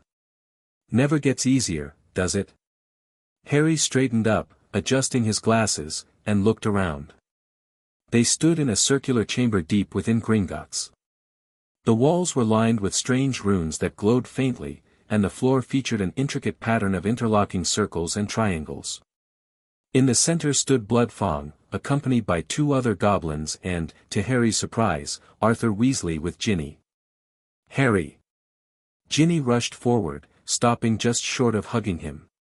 "You made it." "Wouldn't miss it," Harry replied, grinning despite his nervousness.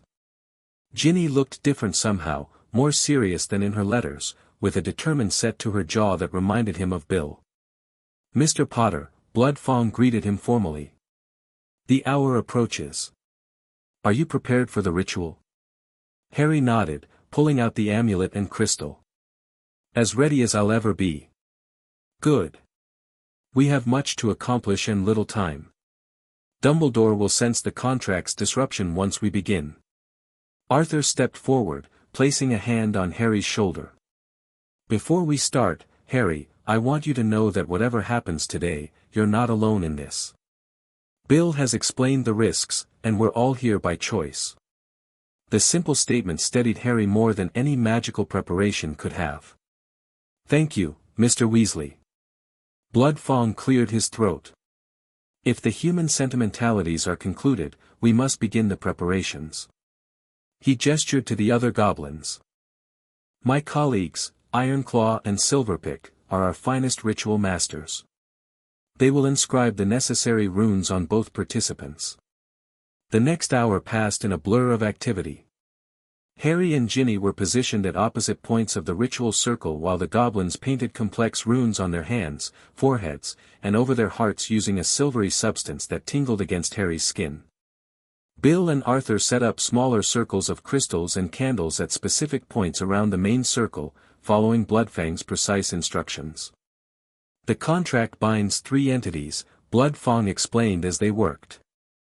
"Mr. Potter, Miss Weasley, and the foreign magical presence attached to Mr. Potter's scar. Our goal is to sever the bindings while containing the 3rd entity." "And what happens to this entity once it's contained?" Arthur asked. "That will depend on its nature," Bloodfang replied. "If it is merely residual dark magic, it will dissipate. If it is something more substantial, we have prepared a containment vessel." He indicated a small obsidian box placed at the edge of the circle. As noon approached, the tension in the chamber grew palpable. The runes on the walls pulsed more brightly, and Harry's scar began to throb painfully. "Places, everyone," Bloodfang commanded. "Mr. Weasley and Mr. Weasley, remain outside the outer circle. Miss Weasley, Mr. Potter, stand on your marked positions." Harry and Ginny took their places, facing each other across the circle. Despite her obvious nervousness, Ginny gave Harry an encouraging smile. "When the ritual begins," Bloodfang instructed, "you will feel the contract's magic becoming active. Do not resist it initially. Allow it to manifest fully so that we can identify all bindings before severing them." "Will it hurt?" Ginny asked, her voice steady despite the question. "There will be discomfort," Bloodfang acknowledged. "But we have taken precautions to minimize pain. The amulet Mr. Potter wears and the protective runes we've applied will help shield you both." The goblin moved to a raised platform at the edge of the circle. "We begin at the stroke of noon. From that moment, speak to no one except in response to ritual questions. Focus your minds on the contract and your desire to be free of its bindings." A deep gong sounded, marking the arrival of noon. Bloodfang began to chant in gobbledygook, his harsh voice echoing in the chamber. The other 2 goblins joined in, creating a complex, 3-part harmony that made the air itself seem to vibrate. The runes painted on Harry's skin began to glow, matching those on the walls. Across the circle, Ginny's runes glowed as well. A golden thread of light appeared, connecting them from heart to heart. The primary binding, Harry realized. The contract's most basic component. As Bloodfang had warned, he didn't resist, allowing the magic to manifest fully. More threads appeared, blue from mind to mind, silver from hand to hand, and finally, a disturbing black thread that extended from Harry's scar but didn't connect to Ginny at all. Instead, it stretched upward, disappearing through the ceiling as if reaching for something far away. Severing phase initiates, Bloodfang declared, switching to English. Participants, state your intentions. I, Harry James Potter, reject this contract made without my knowledge or consent. I claim my right to choose my own path, free from bindings not of my making. I, Ginevra Molly Weasley, reject this contract made without my knowledge or consent. I claim my right to choose my own path, free from bindings not of my making. The golden thread between them flared brightly, then began to fray. Blood magic component identified, Ironclaw announced. Attempting isolation. The silver threads connecting their hands turned red, revealing the blood magic Bill had warned about. Harry felt a sharp pain in his palms, as though the magic was trying to burrow deeper. Resist now, Bloodfang commanded. Push against the blood binding with your will. Harry focused his mind as he practiced, imagining a shield forming around his hands, rejecting the invasive magic. Across the circle, he could see Ginny doing the same, her face tense with concentration. The red threads thinned, then snapped with a sound like breaking glass. Harry gasped as a wave of energy released, rippling through the chamber. Mental binding next, Silverpick called out. Focus on separation of thoughts. The blue thread connecting their minds pulsed. Harry suddenly felt Ginny's presence in his head, her determination, her courage, but also her fears. Was she experiencing his thoughts too? Focus, he reminded himself. Separate but not hostile. Unlike the blood binding, this one yielded more easily, dissolving like mist in sunlight when they both concentrated on mental independence. Final binding remains, Bloodfang intoned grimly. The parasite connection.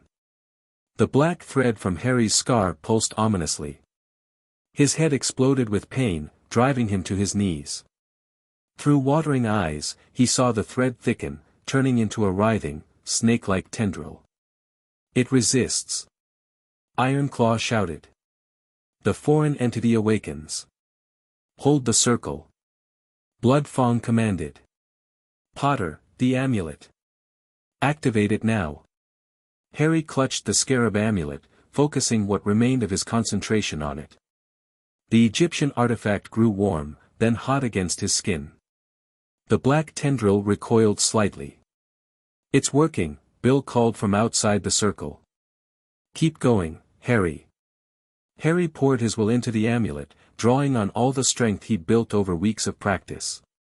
The tendril thrashed wildly, but couldn't approach him directly. Containment vessel ready, Silverpick announced, opening the obsidian box. Now, Potter. Bloodfang commanded. Direct it into the vessel. Harry focused his will on the black tendril, imagining it flowing away from him and into the box. For a moment, it resisted, stretching toward the ceiling again. Then, unexpectedly, Ginny stepped forward. Though no longer magically bound to Harry, she reached across the circle, her hand outstretched. Together, she called. We'll force it out together. When their hands met, a surge of power unlike anything Harry had ever experienced flowed through him. It wasn't the contract magic, that was broken, but something more fundamental. Raw magical resonance between two compatible cores, amplified by shared purpose. The black tendril writhed in apparent agony, then detached from Harry's scar with a sound like tearing fabric. It flailed in midair for a moment before being sucked inexorably into the obsidian box. Silverpick slammed the lid shut, and Ironclaw sealed it with goblin silver. A profound silence fell over the chamber. Harry touched his forehead in disbelief. For the first time since he could remember, his scar didn't hurt at all. It is done, Bloodfong declared. The contract is broken. The parasite is contained. Arthur rushed forward, gathering Ginny in a fierce hug before checking her for injuries. Bill did the same for Harry, casting diagnostic spells to ensure he was unharmed. You did it, Bill said, grinning broadly. Both of you were incredible. What was that thing?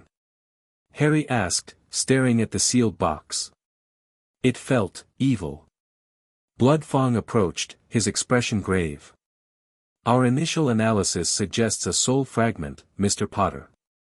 A piece of a wizard's essence, torn away and attached to you.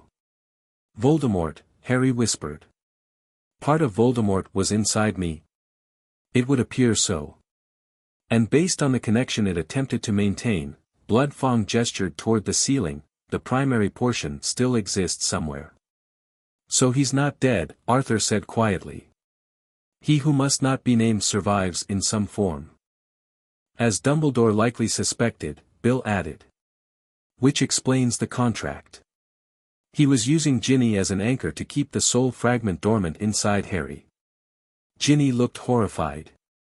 I was magically tied to a piece of you-know-who. That's disgusting. Not you specifically, Bloodfong clarified. Rather, your family's inherent light magical affinity.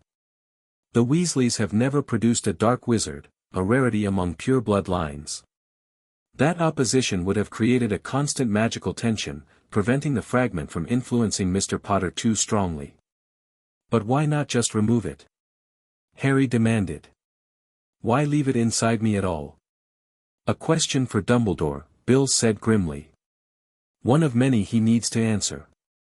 As if summoned by his name, a silver phoenix Patronus materialized in the center of the chamber. Dumbledore's voice emerged, unnaturally calm. I am aware of the ritual you have attempted. Whatever you believe you are accomplishing, you have put Harry in grave danger. The protections I established were not arbitrary. Return him to Hogwarts immediately, before irreparable damage is done. The phoenix dissolved, leaving an uncomfortable silence. How did he know?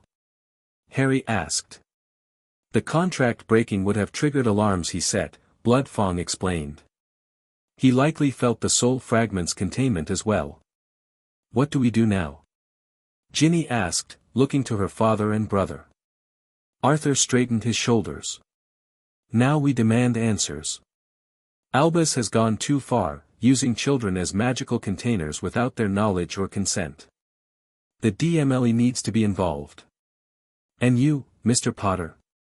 Bloodfong inquired. What do you wish to do? Harry thought for a moment. I want to understand why. Why Dumbledore did this, why he left me with the Dursleys, why he kept so much from me. But mostly, I want to know what that thing in my scar means for my future. A wise approach, Bloodfong approved. The goblins will continue studying the contained fragment. It may provide insights into the Dark Lord's survival methods. And I'll contact Amelia Bones immediately, Arthur added. This goes beyond just the contract now. If you know who isn't truly gone. One step at a time, Bill cautioned. First, let's get Harry and Ginny somewhere safe. Dumbledore will be looking for them, and we need time to prepare our case properly. As they discussed options, Harry found himself standing beside Ginny, slightly apart from the others. Thank you, he said quietly. For helping. You didn't have to do that at the end. She smiled, her brown eyes serious but warm. Yes, I did. Contract or no contract, I wasn't about to let you face that thing alone. Harry felt a strange flutter in his chest, nothing like the magical bindings they'd just broken, but something equally powerful in its own way. Friendship, certainly. But perhaps the potential for something more, someday, on their own terms. Partners, he offered, extending his hand. Partners, she agreed, taking it firmly. By choice, not by contract. As their hands met, Harry felt certainty settle within him. Whatever came next, Dumbledore's explanations, Voldemort's remaining presence, the challenges ahead, he would face it with allies he had chosen. His life was his own now, and no one, not even the greatest wizard of the age, would take that freedom from him again. Chapter 3, Breaking Chains. He's coming, Bill announced, pocketing a communication mirror. Dad just spotted Dumbledore entering Gringotts' main hall. Harry's stomach tightened. They'd only finished the ritual 15 minutes ago, and already Dumbledore had tracked them down. He wasn't ready for this confrontation, not with his head still buzzing from the ritual and his scar tingling with the unfamiliar absence of pain. How quickly can we move to another location? Arthur asked Bloodfang. The goblin bared his teeth in what might have been a smile. We anticipated this. Follow me. Bloodfang pressed his palm against a section of the wall, revealing a hidden passage. This connects to our secondary ritual chambers. Wizards cannot operate within Gringotts, but Dumbledore knows our standard layouts. He will not expect us to use the heritage tunnels. They hurried through the narrow passage, Ironclaw following with the obsidian box containing the soul fragment. Silverpick remained behind to clear evidence of the ritual.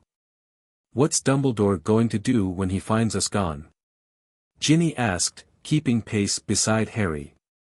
Nothing pleasant, Bill replied grimly. Breaking a contract he created, containing a fragment he was using for his plans, we've disrupted decades of his carefully laid groundwork. The passage opened into a larger chamber with ornate gold designs covering the walls and floor. Unlike the ritual room, this space contained comfortable furniture and a large fireplace. The Heritage Recovery Chamber, Bloodfang explained. Used when ancient family magics need stabilization after dormancy. We will not be disturbed here. What now? Harry asked, sinking into a chair. The ritual had drained him more than he'd realized. Arthur consulted his watch. Amelia Bones will meet us at the ministry in 1 hour. We need to decide what evidence to present and what our official statement will be. Official statement? Harry repeated. This has moved beyond a private matter, Harry, Bill explained. Magical contracts involving minors are regulated by the Department of Magical Law Enforcement. Unauthorized binding of children, blood magic without consent, and intentionally harboring dark artifacts, which is essentially what Dumbledore did by leaving that soul fragment in you, all violate multiple laws. But Dumbledore's the chief warlock, Harry pointed out. Doesn't he basically run the legal system? Arthur shook his head. His position gives him influence, not immunity. And Amelia Bones is notoriously independent. If we present clear evidence, she'll pursue it regardless of who's involved. Bloodfang cleared his throat. Gringotts will provide certified documentation of the contract analysis, including evidence of tampering and unauthorized blood magic. We can also provide pensive memories of the ritual showing the extraction of the soul fragment. That's a start, Bill said. But we need more. Dumbledore will claim he acted in Harry's best interest. What about this? Ginny suddenly pulled a small leather-bound book from her pocket. I've been keeping a journal since Harry first came to the Burrow. I wrote down everything, what Harry told us about the Dursleys, what Dad found out about the contract, Bill's discoveries, it's all dated and detailed.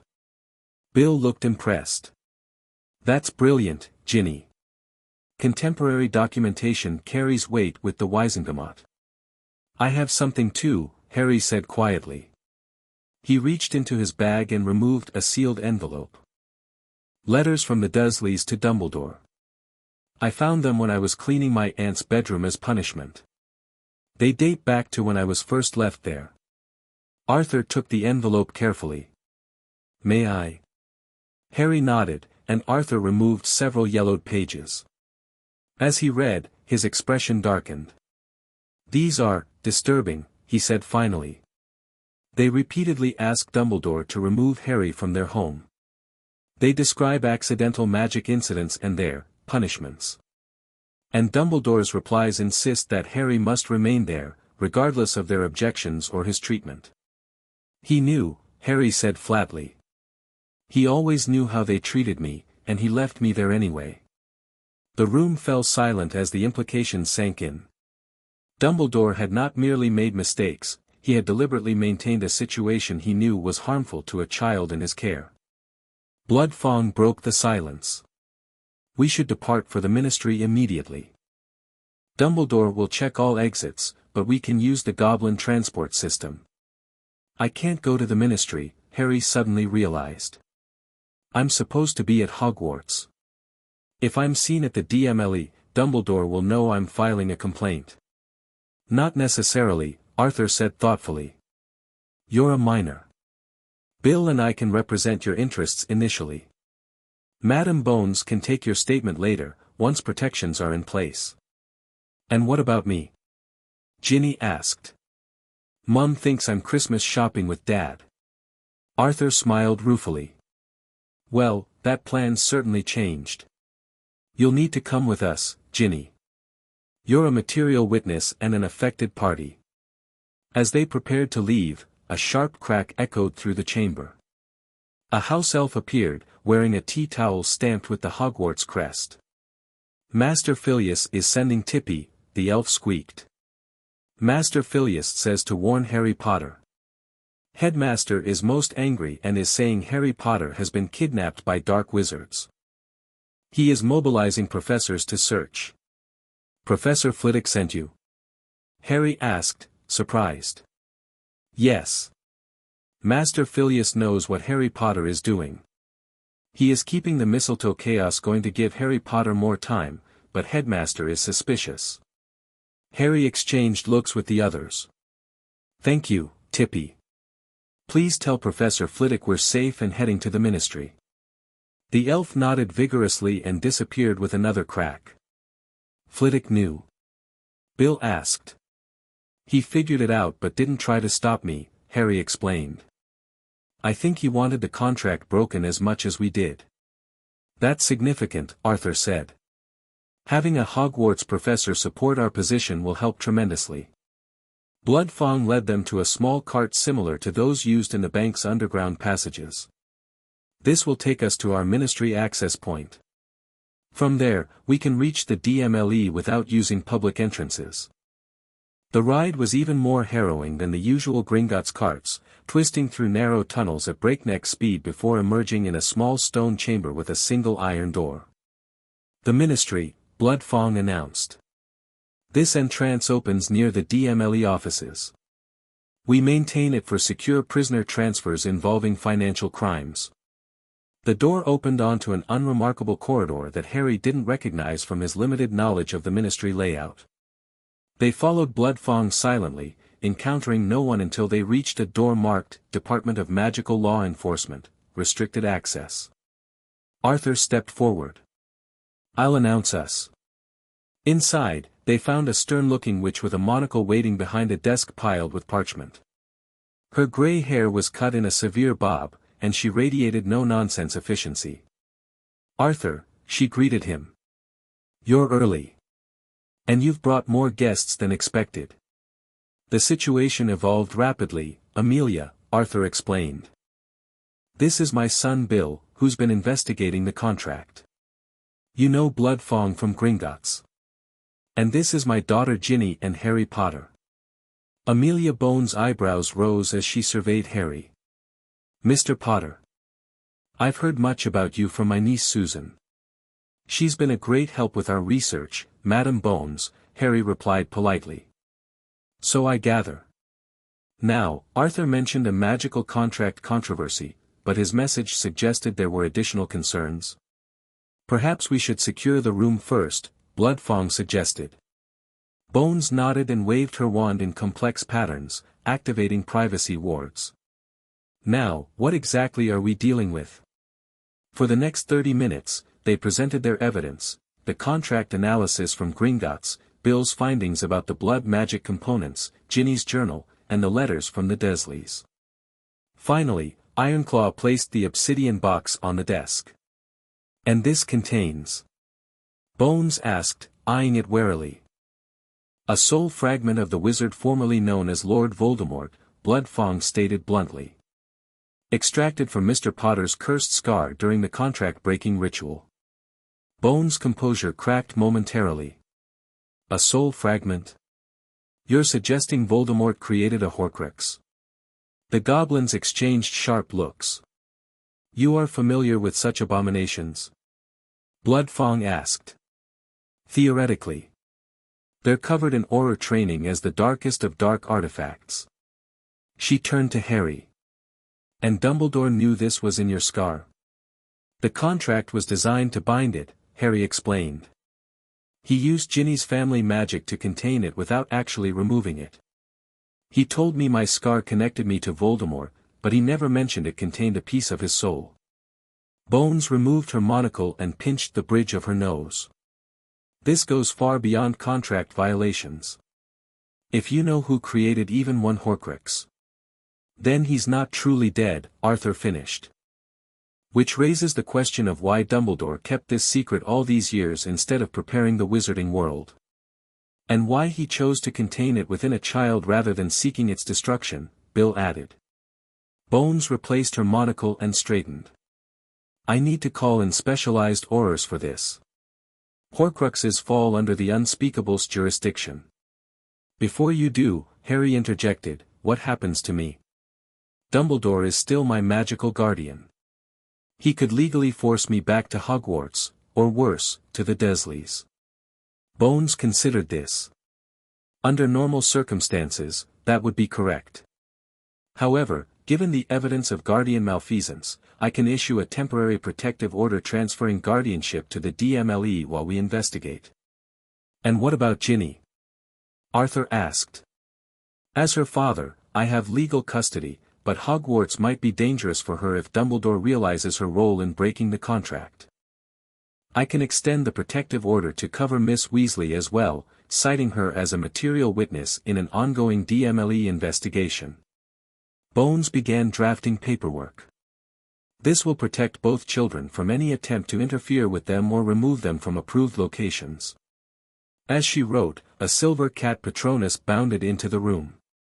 Professor McGonagall's voice emerged, Amelia, Albus has called an emergency order meeting claiming Harry Potter has been kidnapped by Death Eater sympathizers. He's mobilizing search parties. I've delayed him by questioning the evidence, but he's determined. Be warned. Bones' mouth thinned to a tight line. So much for a measured approach. We need to move quickly now. What's the order? Harry asked. The Order of the Phoenix, Arthur explained. Dumbledore's private organization from the last war. McGonagall is a member, as are Molly and I. If he's activating the order, he's escalating beyond legal channels, Bones said grimly. He'll portray this as a rescue mission rather than what it actually is, an attempt to regain control of Harry and the Horcrux. She finished the protective orders and tapped them with her wand, creating duplicates. These are now officially filed. Arthur, take the children to a secure location, not your home, somewhere unexpected. Bill, you and the goblins help me prepare the evidence for presentation to the full Wizengamot. The full Wizengamot? Arthur looked alarmed. That will take days to convene. Not when the chief warlock himself is implicated in possible illegal activity involving the boy who lived and evidence of you-know-who's survival. Bones' expression was determined. I'm invoking Emergency Protocol 19. The Wizengamot will convene tomorrow at noon. Harry felt overwhelmed. What had started as breaking an unwanted marriage contract had escalated into a government hearing involving Voldemort's immortality. Where should we go? He asked quietly. Arthur considered. Not the Burrow, that's too obvious. And most wizarding locations will be watched. What about Muggle London? Ginny suggested. Dumbledore wouldn't think to look there, would he? Brilliant idea, Bill agreed. I know just the place, a Muggle hotel near Charing Cross. It's where our Egyptian colleagues stay when visiting London. Dumbledore would never think to check there. Bones nodded approval. Go now, before Dumbledore expands his search beyond wizarding areas. I'll send my Patronus when it's safe to return or if we need you for testimony. As they prepared to leave, Harry had a sudden thought. Madam Bones? What about my friends at Hogwarts?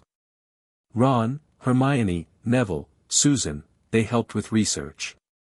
Will they be in trouble? I'll contact Susan immediately and have her warn the others to maintain plausible deniability, Bones assured him. As far as anyone needs to know, they were simply helping with academic research, not planning a ritual.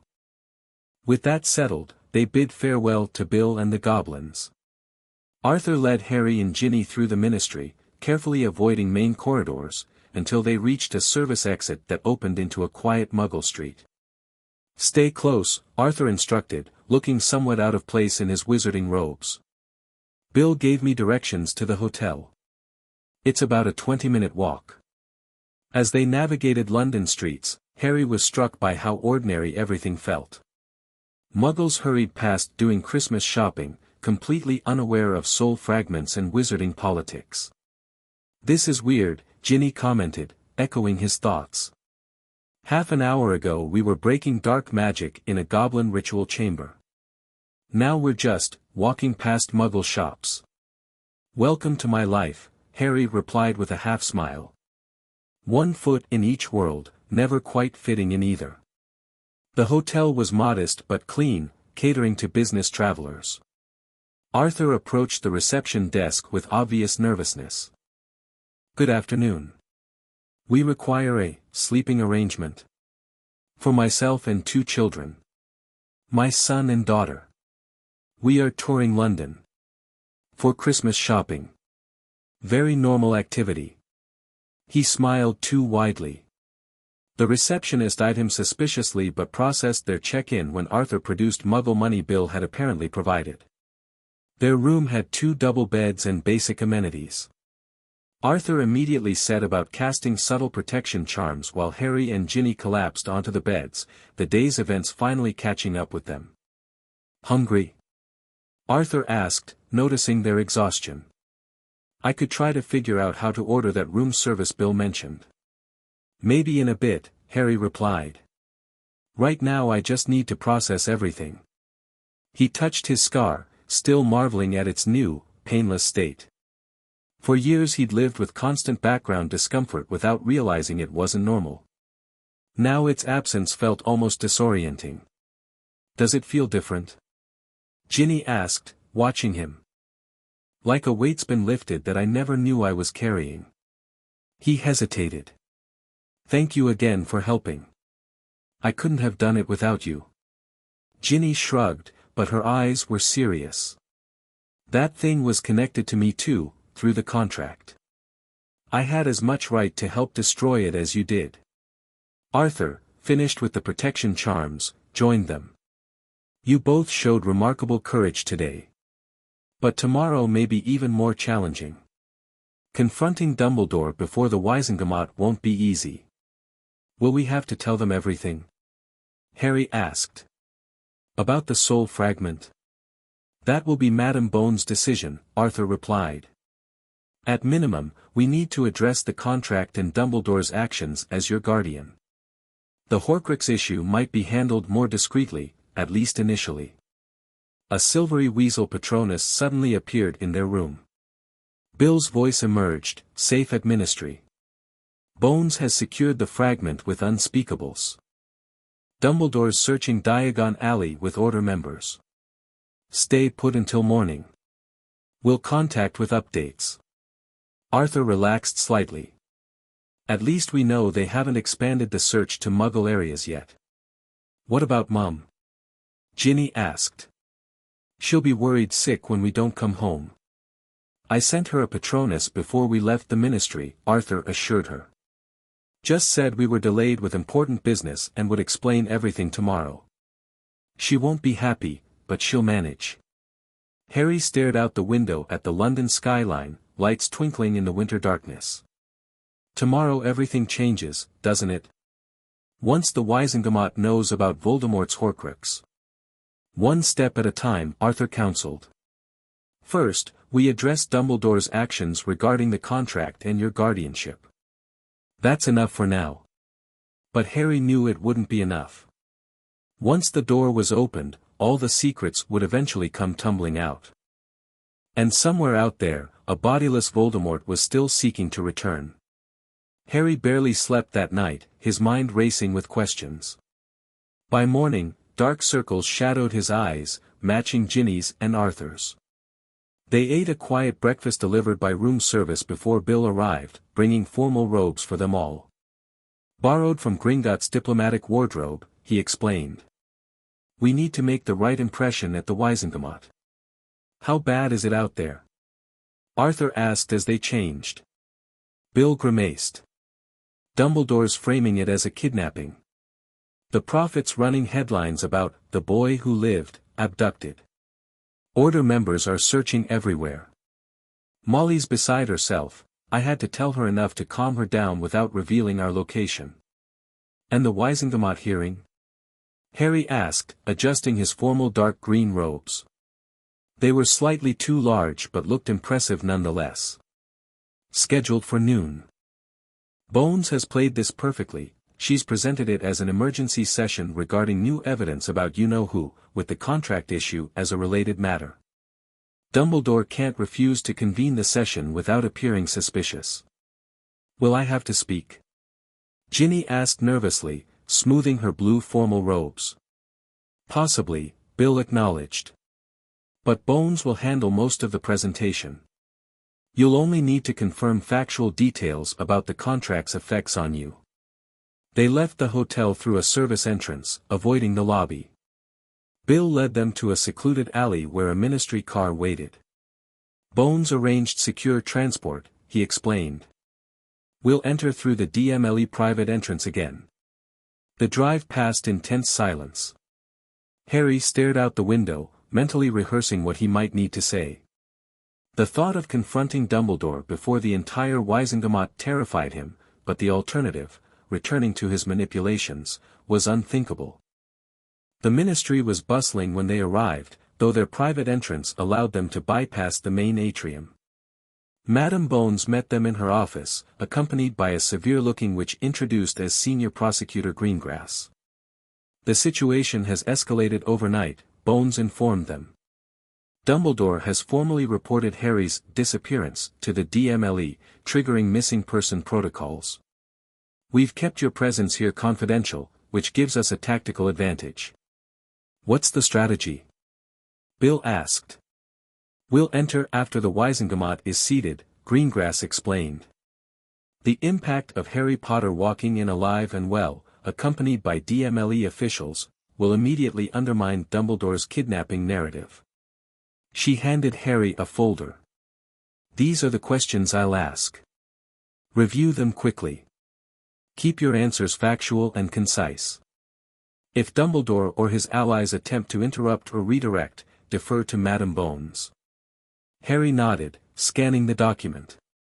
The questions focused on the contract discovery, Dumbledore's explanations, and his treatment at the Dursleys. Nothing about the Horcrux, he noted with relief. What about that? He nodded toward the obsidian box, now sitting on Bones' desk. The Unspeakables confirmed it contains a soul fragment, Bones replied. But we're not addressing that publicly yet. First, we establish Dumbledore's pattern of overreach with the contract. That alone should be enough to revoke his guardianship. A chime sounded, indicating the Wizengamot was assembling. It's time, Bones said. Remember, maintain calm. No matter what accusations fly, let us handle the legal battle. They followed her through the ministry's labyrinthine corridors until they reached an antechamber outside the Wizengamot chambers. Through the door, Harry could hear the murmur of many voices, punctuated by the sharp rap of a gavel. The session has begun, Greengrass whispered. Dumbledore will be making his kidnapping report first. We'll wait until he's committed himself to that narrative before entering. The minutes crawled by as they listened to muffled proceedings. Finally, a ministry aide slipped into the antechamber. Madame Bones, the chief warlock, is presenting his emergency report regarding Harry Potter. The floor will be yours next. Bones nodded. Perfect timing. Ready, everyone? Harry took a deep breath and squared his shoulders. Ready. The doors swung open, and they walked into the circular chamber. Tiered seats rose on all sides, filled with witches and wizards in plum-colored robes. At the center stood Dumbledore, resplendent in silver-starred robes, his back to the entrance as he addressed the assembly. Greatest urgency that search parties be authorized with full ministry resources. Young Harry has been missing for nearly 24 hours, and we have reason to believe dark sympathizers, Chief Warlock, Bones interrupted loudly. I believe your concern for Mr. Potter's whereabouts is about to be alleviated. Dumbledore turned, and for the first time in Harry's experience, the headmaster appeared genuinely shocked. His blue eyes widened, and he momentarily lost his composure before recovering with practiced skill. Harry. Thank goodness you're safe. We've been searching everywhere. He stepped forward as if to embrace Harry, but Bones smoothly interposed herself. Mr. Potter is here under DMLE protection, Chief Warlock. Please maintain appropriate distance. Murmurs swept the chamber. Dumbledore's eyes narrowed slightly before his grandfatherly smile returned. Protection?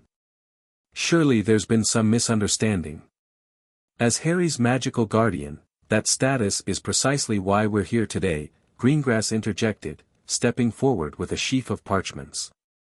The DMLE has issued a temporary protective order transferring guardianship pending investigation of serious allegations regarding your conduct in that role. The murmurs grew louder. A toad-like witch in pink leaned forward from the front row. Madam Bones, this is highly irregular. Albus Dumbledore is the Chief Warlock. These allegations sound suspiciously like an attempted coup within the ministry. Thank you for your concern, Madam Umbridge, Bones replied dryly. However, no one is above investigation when evidence of wrongdoing emerges, especially when it concerns the boy who lived. She turned to address the full Wizengamot. Honored members, I requested this emergency session because we have uncovered disturbing evidence that Albus Dumbledore, acting as magical guardian to Harry Potter, created an unauthorized, magically binding marriage contract between Mr. Potter and Miss Ginevra Weasley when they were infants. The chamber erupted in shocked exclamations. Dumbledore raised his hands for silence. If I may, Madam Bones, this characterization is not entirely accurate. The document in question was a protective magical bond, designed to strengthen the blood wards sheltering Harry from Voldemort's remaining supporters. A distinction without difference, Chief Warlock, Greengrass countered. Our magical contract specialists have analyzed the document thoroughly. It contained all elements of a traditional marriage bond, including consummation requirements upon maturity. More gasps and murmurs. Harry felt his face burning at this public discussion of such personal matters. Furthermore, Bones continued, the contract incorporated blood magic elements taken without consent, violating Clause 3 of the Magical Minors Protection Act. Dumbledore's expression remained calm, but Harry noticed his fingers tightening around his wand. These technical violations, if they exist, were necessitated by extraordinary circumstances following Voldemort's attack. As Harry's guardian, I acted to ensure his maximum protection. By binding him to another infant without consulting either family properly. Greengrass challenged. We have evidence that Arthur Weasley's signature was obtained under confinement, and that the contract was deliberately hidden from all parties until Mr. Potter's Hogwarts letter triggered Gringotts' automatic inheritance review. An elderly witch stood from the middle tier. May we hear from Mr. Potter himself? After all, he is the primary affected party. All eyes turned to Harry. Bones nodded encouragingly, and he stepped forward. I discovered the contract during my first visit to Gringotts, he began, voice steady despite his nerves. It was created when I was 3 months old, after my parents died. No one informed me about it. Professor Dumbledore told me it was for my protection, but never explained why I needed to marry someone to be protected, or why the contract was kept secret. And how do you feel about this arrangement? The elderly witch asked. I don't want it, Harry replied simply. Neither does Ginny. We believe we should be able to choose our own futures. Dumbledore spread his hands in a conciliatory gesture. No one disputes that, Harry. As I've explained, the contract includes provisions for modification as you mature. Its primary purpose is protective, not restrictive. Then why did it require breaking through a ritual? Harry challenged, abandoning the script. Why did the goblins find unauthorized blood magic within it? Why did you hide it for 10 years? These are complex magical matters, Harry. Blood protections established by your mother's sacrifice created unique circumstances. A square-jawed wizard from the Wizengamot interjected, Albus, regardless of intentions, creating binding magical contracts for minors without proper disclosure violates basic magical law. If what Madame Bones presents is accurate, there are serious questions to answer. I acknowledge that perhaps greater transparency would have been advisable, Dumbledore conceded. But I maintain that every action I took was necessary for Harry's protection during extraordinarily dangerous times. Including placing him with Muggle relatives who despised magic. Bones asked, producing the Dursley letters. These communications between yourself and Vernon and Petunia Dursley clearly show they repeatedly requested Harry's removal from their home due to their discomfort with accidental magic, and detailed punishments they inflicted for such occurrences. Dumbledore's expression tightened almost imperceptibly. The blood protections required residence with Lily Potter's family. Some adjustments were necessary on both sides. Adjustments? Arthur stepped forward, unable to contain himself. Harry was kept in a cupboard under the stairs. He was denied knowledge of his heritage, adequate food, and basic dignity. How does that serve any protective purpose? The chamber fell silent at this outburst. Dumbledore's eyes lost their twinkle entirely. Arthur, you don't understand the full context. The blood protection is ancient magic, requiring physical presence within the family dwelling. Certain sacrifices were necessary to maintain it. My entire childhood was a sacrifice, Harry said quietly, but in the silence, his words carried. I was told my parents died in a car crash. I was punished for accidental magic I couldn't control. I wore my cousin's cast-off clothes and was treated like a servant. If that was necessary for my protection, he should have told me why instead of letting me believe I deserved it. Augusta Longbottom rose from her seat, her vulture-topped hat quivering with indignation. Albus, this is unconscionable. When Frank and Alice were attacked, you assured the Wizengamot that Potter was placed in a loving home with appropriate magical supervision. Bones seized the opening. Precisely our concern, Madame Longbottom. The discrepancy between Chief Warlock Dumbledore's public assurances and his private actions regarding Mr. Potter raises serious questions about his fitness as a magical guardian.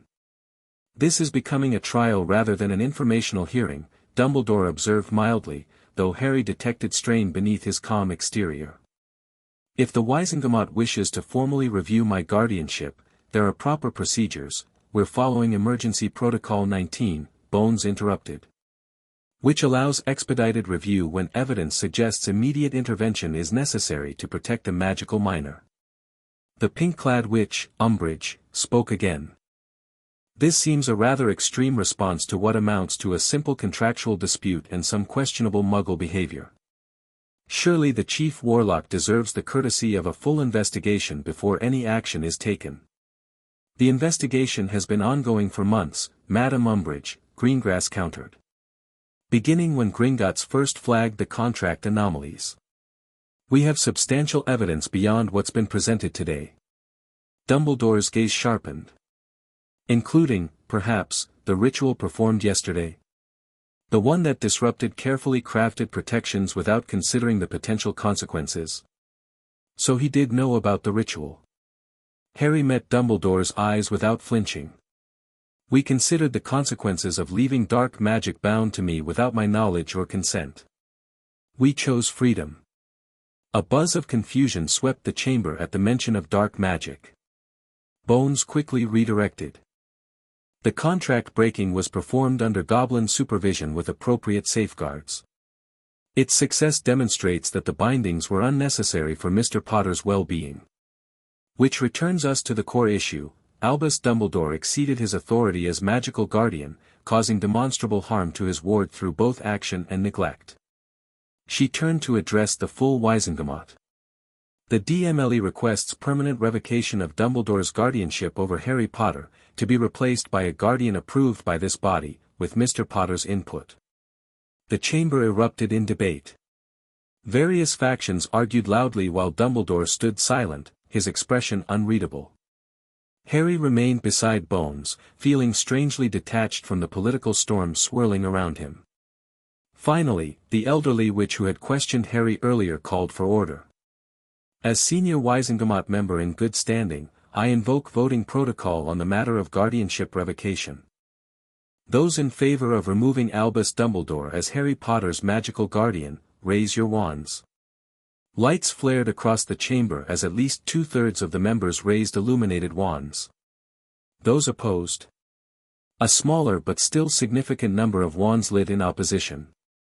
The elderly witch counted carefully. By a vote of 39 to 18, with 4 abstentions, the motion carries. Albus Dumbledore is hereby removed as magical guardian of Harry James Potter, effective immediately. Harry exhaled slowly, feeling a weight lift from his shoulders. Step 1 accomplished. A temporary guardianship must be established, the witch continued. Nominations are now open. Before anyone could speak, Dumbledore raised his hand. If I may, honorable members. While I accept the Wizengamot's decision regarding my guardianship, I must insist that certain magical protections be maintained. Harry's safety depends on specific arrangements that this body may not fully understand. Such as? Bones prompted. The blood protection provided by his mother's sacrifice requires residence with her blood relatives for a portion of each year. Without it, Harry becomes vulnerable to those who still serve Voldemort's cause. A chill ran through the chamber at the name, followed by nervous whispers. If I may, Arthur stepped forward. The contract-breaking ritual revealed that the blood protections were compromised years ago by the very bindings Dumbledore created. The goblins have confirmed this. New protections can be established without subjecting Harry to abusive guardians. Dumbledore's eyes flashed with genuine anger for the first time. You've risked everything with amateur interference, Arthur. The contract's bindings were essential components of a greater protection strategy. A strategy you never bothered to explain to anyone, including those bound by it, Arthur replied steadily. The time for secrets kept by one man is over, Albus. Augusta Longbottom stood again. I nominate Amelia Bones for temporary magical guardianship of Harry Potter. As head of the DMLE, she has both the authority and resources to ensure his protection while a permanent arrangement is determined. Seconded, called several voices. Are there other nominations? The elderly witch asked. I nominate Lucius Malfoy, Umbridge simpered. A respected pureblood with ministry connections and the resources to properly protect such an important ward. Harry couldn't contain his snort of disbelief, earning a glare from Umbridge. After 2 more nominations, Andromeda Tonks and Elphias Doge, voting commenced.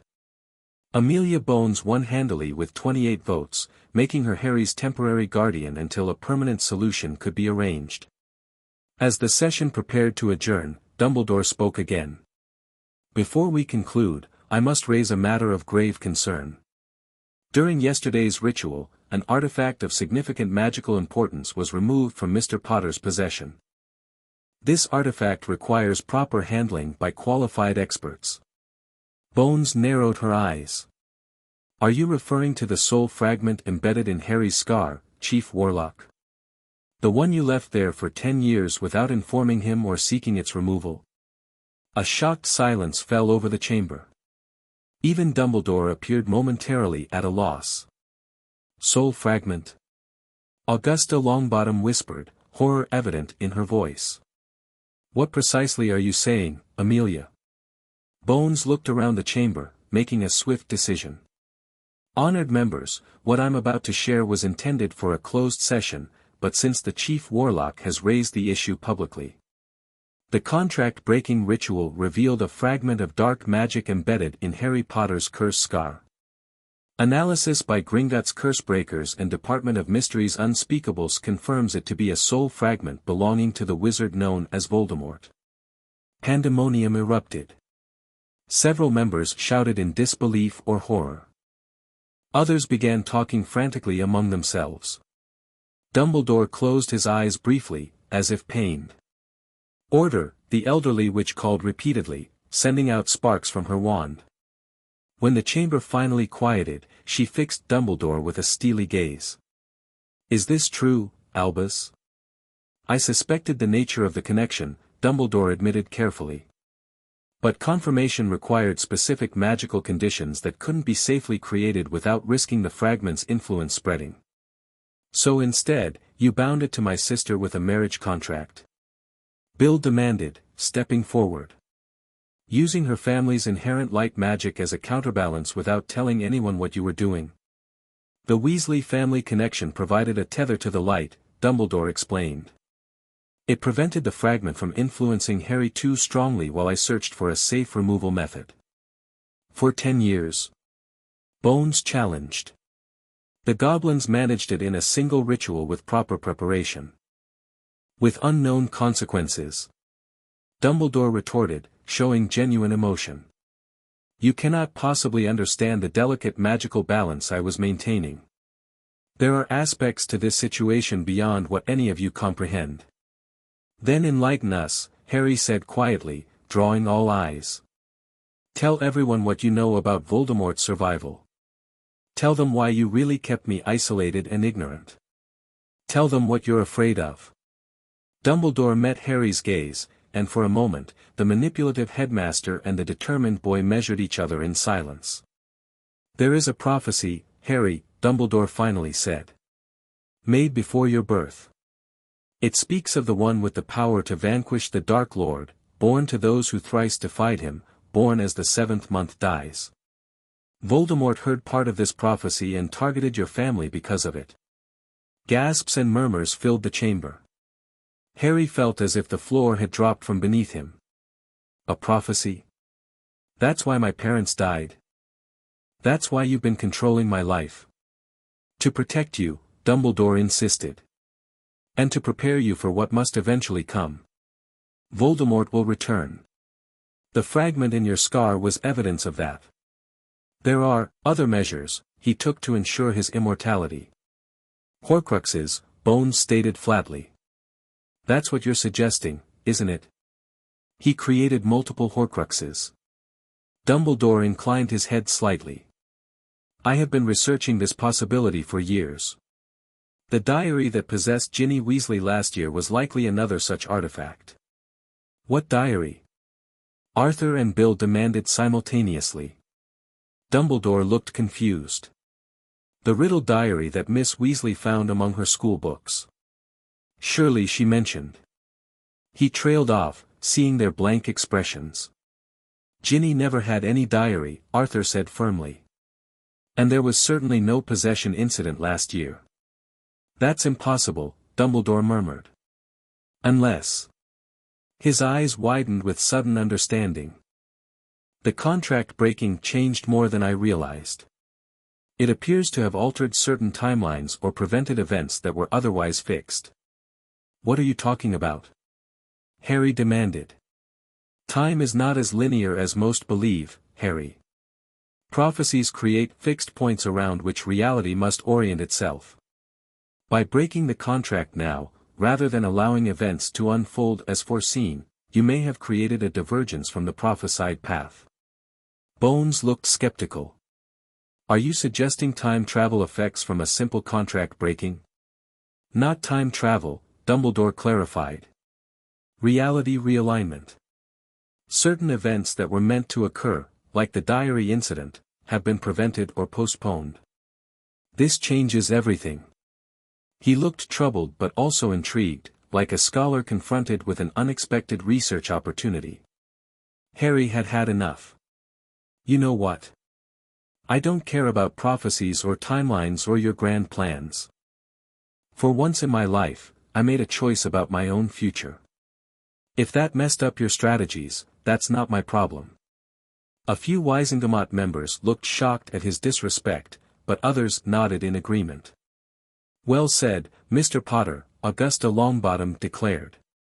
"Prophecy or no prophecy, manipulating children's lives without their knowledge is unacceptable. The Wizengamot has made its decision regarding guardianship. The matter of you-know-who's potential return requires further investigation, which the DMLE will now lead." She turned to Dumbledore. "Albus, your expertise will be valuable in this investigation, but you will work with Madame Bones rather than directing events unilaterally. Is that understood?" Dumbledore looked around the chamber, evidently realizing he had lost significant political capital today. "Of course, Augusta. I have only ever sought what's best for our world." "Your intentions are not in question," she replied. "Your methods, however, leave much to be desired." The session adjourned shortly after, with committees established to investigate both the Horcrux threat and Dumbledore's actions regarding Harry's upbringing. As people filed out, Dumbledore approached Harry, maintaining a respectful distance under Bones' watchful eye. "Harry," he said quietly. "I know you feel betrayed, and you have every right to those feelings. But please believe that everything I did was to prepare you for challenges I hoped you might be spared." Harry studied the old wizard's face. Despite everything, he didn't see malice there, only the weariness of someone who had carried heavy secrets too long alone. "Maybe next time, try asking for help instead of manipulating people," Harry suggested. "You might be surprised how many would stand with you willingly if given the choice." Something like regret flickered in Dumbledore's eyes. "Perhaps you're right. Age does not always bring wisdom, it seems." He hesitated. "The path ahead remains dangerous, Harry. Voldemort will find other ways to return. Without the contract's protection." "I'll face that when it happens," Harry interrupted. "But I'll do it on my terms, with allies I choose, not ones assigned to me." "A fair position," Dumbledore conceded. "I hope, in time, you might count me among those allies once more." With that, he inclined his head respectfully and departed, leaving Harry with mixed emotions. Anger remained, certainly, but also a strange sense of sympathy for the flawed, brilliant wizard who had tried to carry the fate of the wizarding world on his shoulders alone. The days following the Wizengamot hearing passed in a whirlwind. Harry temporarily moved into a minister-protected residence with Amelia Bones and Susan, who was delighted to have him as a housemate. Ginny returned to the burrow after a tearful reunion with Molly, who had been horrified to learn the truth about the contract. The Daily Prophet ran sensational headlines about Dumbledore's deception and The Boy Who Lived Twice, Potter Survives Dark Magic Again. While the articles contained numerous inaccuracies, the public reaction was overwhelmingly supportive of Harry and critical of Dumbledore. A week after the hearing, Harry sat in the Bones' comfortable sitting room with Ginny, Ron, Hermione, and Neville. Susan had invited them for a strategy meeting before the start of the new term. "It's going to be weird going back to Hogwarts," Ron said, helping himself to another biscuit from the plate Susan had provided. "Dumbledore's still headmaster, but everyone knows he basically kept Harry prisoner with the Dursleys." "Professor McGonagall says he's changed," Hermione reported. "She visited yesterday to discuss the new term arrangements. Apparently he's been more transparent with the staff, sharing information about you-know-who that he previously kept to himself." "Probably trying to rebuild trust," Neville observed. "Gran says his position as chief warlock is shaky. Several families are calling for his removal." Harry, who had been quietly listening, finally spoke. "I don't want him removed." "Not completely." Everyone looked at him in surprise. "After everything he did?" Ginny asked incredulously. "He was wrong about a lot of things," Harry acknowledged. "But he wasn't wrong about Voldemort coming back. We need his knowledge for that fight, even if we can't trust his methods." "That's surprisingly mature, Harry," Hermione said, looking impressed. Harry shrugged. "Breaking that contract changed me. I can feel it. Without that fragment influencing my emotions, I think more clearly now. I'm still angry about what happened, but I can separate that from what needs to happen next. Which is what, exactly? Susan asked. We need to find the other Horcruxes before Voldemort uses them to return. Harry leaned forward intently. Madame Bones told me the Unspeakables are already searching, using magical signatures from the fragment they extracted from me. But they don't know what we know. Which is? Ron prompted. That we've changed the timeline somehow. The diary Dumbledore mentioned, the one that was supposed to possess Ginny, never appeared. That means events are unfolding differently now. We have an advantage Voldemort doesn't expect. Neville nodded slowly. Because you broke the contract early. Whatever plans were in motion, they're disrupted now. Exactly. So we prepare differently. Harry turned to Ginny. The contract connected us magically for years. The goblins think that created a permanent resonance between our magical cores, even though the binding itself is gone. Ginny touched the center of her chest, where one of the ritual runes had been painted. I can still feel it sometimes. Like an echo. I think that connection might be useful, Harry continued. During the ritual, when we combined our magic, it was stronger than either of us alone. If we learn to use that deliberately, you'd have a weapon Voldemort doesn't know about, Hermione finished, eyes widening with understanding. A magical partnership formed by choice rather than coercion. That's the idea. But I need help figuring out how to develop it properly. Ron grinned. Count us in. All of us. After all, we've already committed treason against Dumbledore with the mistletoe incident. Might as well go all the way and help defeat you-know-who too. They laughed, breaking the tension, but the commitment behind the joke was real. As they continued planning, research assignments for Hermione, strategic thinking for Ron, magical plants with protective properties for Neville, legal precedents for Susan, Harry felt a profound sense of rightness. This was how it should have been from the beginning. Not manipulation and secrets, but willing allies bound by friendship and common purpose. Later, when the others had departed, Harry walked Ginny to the floor. They had a few moments alone before she would return to the burrow. You know, she said thoughtfully, it's ironic. Dumbledore created that contract to bind us together for his purposes. Now that we've broken it, we're choosing to work together anyway. The difference is choice, Harry replied. I'm not working with you because a piece of parchment says I must. I'm working with you because you're brave and smart and didn't run when things got dangerous. Ginny's cheeks colored slightly. I could say the same about you. She hesitated. For what it's worth, I'm glad the contract is gone, but I'm not sorry we met because of it. Me neither. Harry smiled. Partners by choice is much better than partners by contract. Partners, she agreed, extending her hand formally. Harry took it, and that now familiar resonance hummed between them, not the artificial binding of the contract, but something organic and natural. Magic recognizing magic, strength meeting strength. Whatever came next, Horcruxes, Voldemort, or Dumbledore's redemption attempts, they would face it together, on their own terms. And that, Harry reflected, was the greatest magic of all, the power of choosing one's own path and companions for the journey ahead. As Ginny disappeared into the green flames, Harry felt something he hadn't experienced in his entire life, true freedom. Not just from the Dursleys or from Dumbledore's manipulations, but from the fragment that had influenced his thoughts and feelings since infancy. For the first time, Harry Potter was entirely himself. And that self was ready to write his own story, contract-free. The end. Thank you for watching this video. Please be sure to subscribe to our channel and like this video.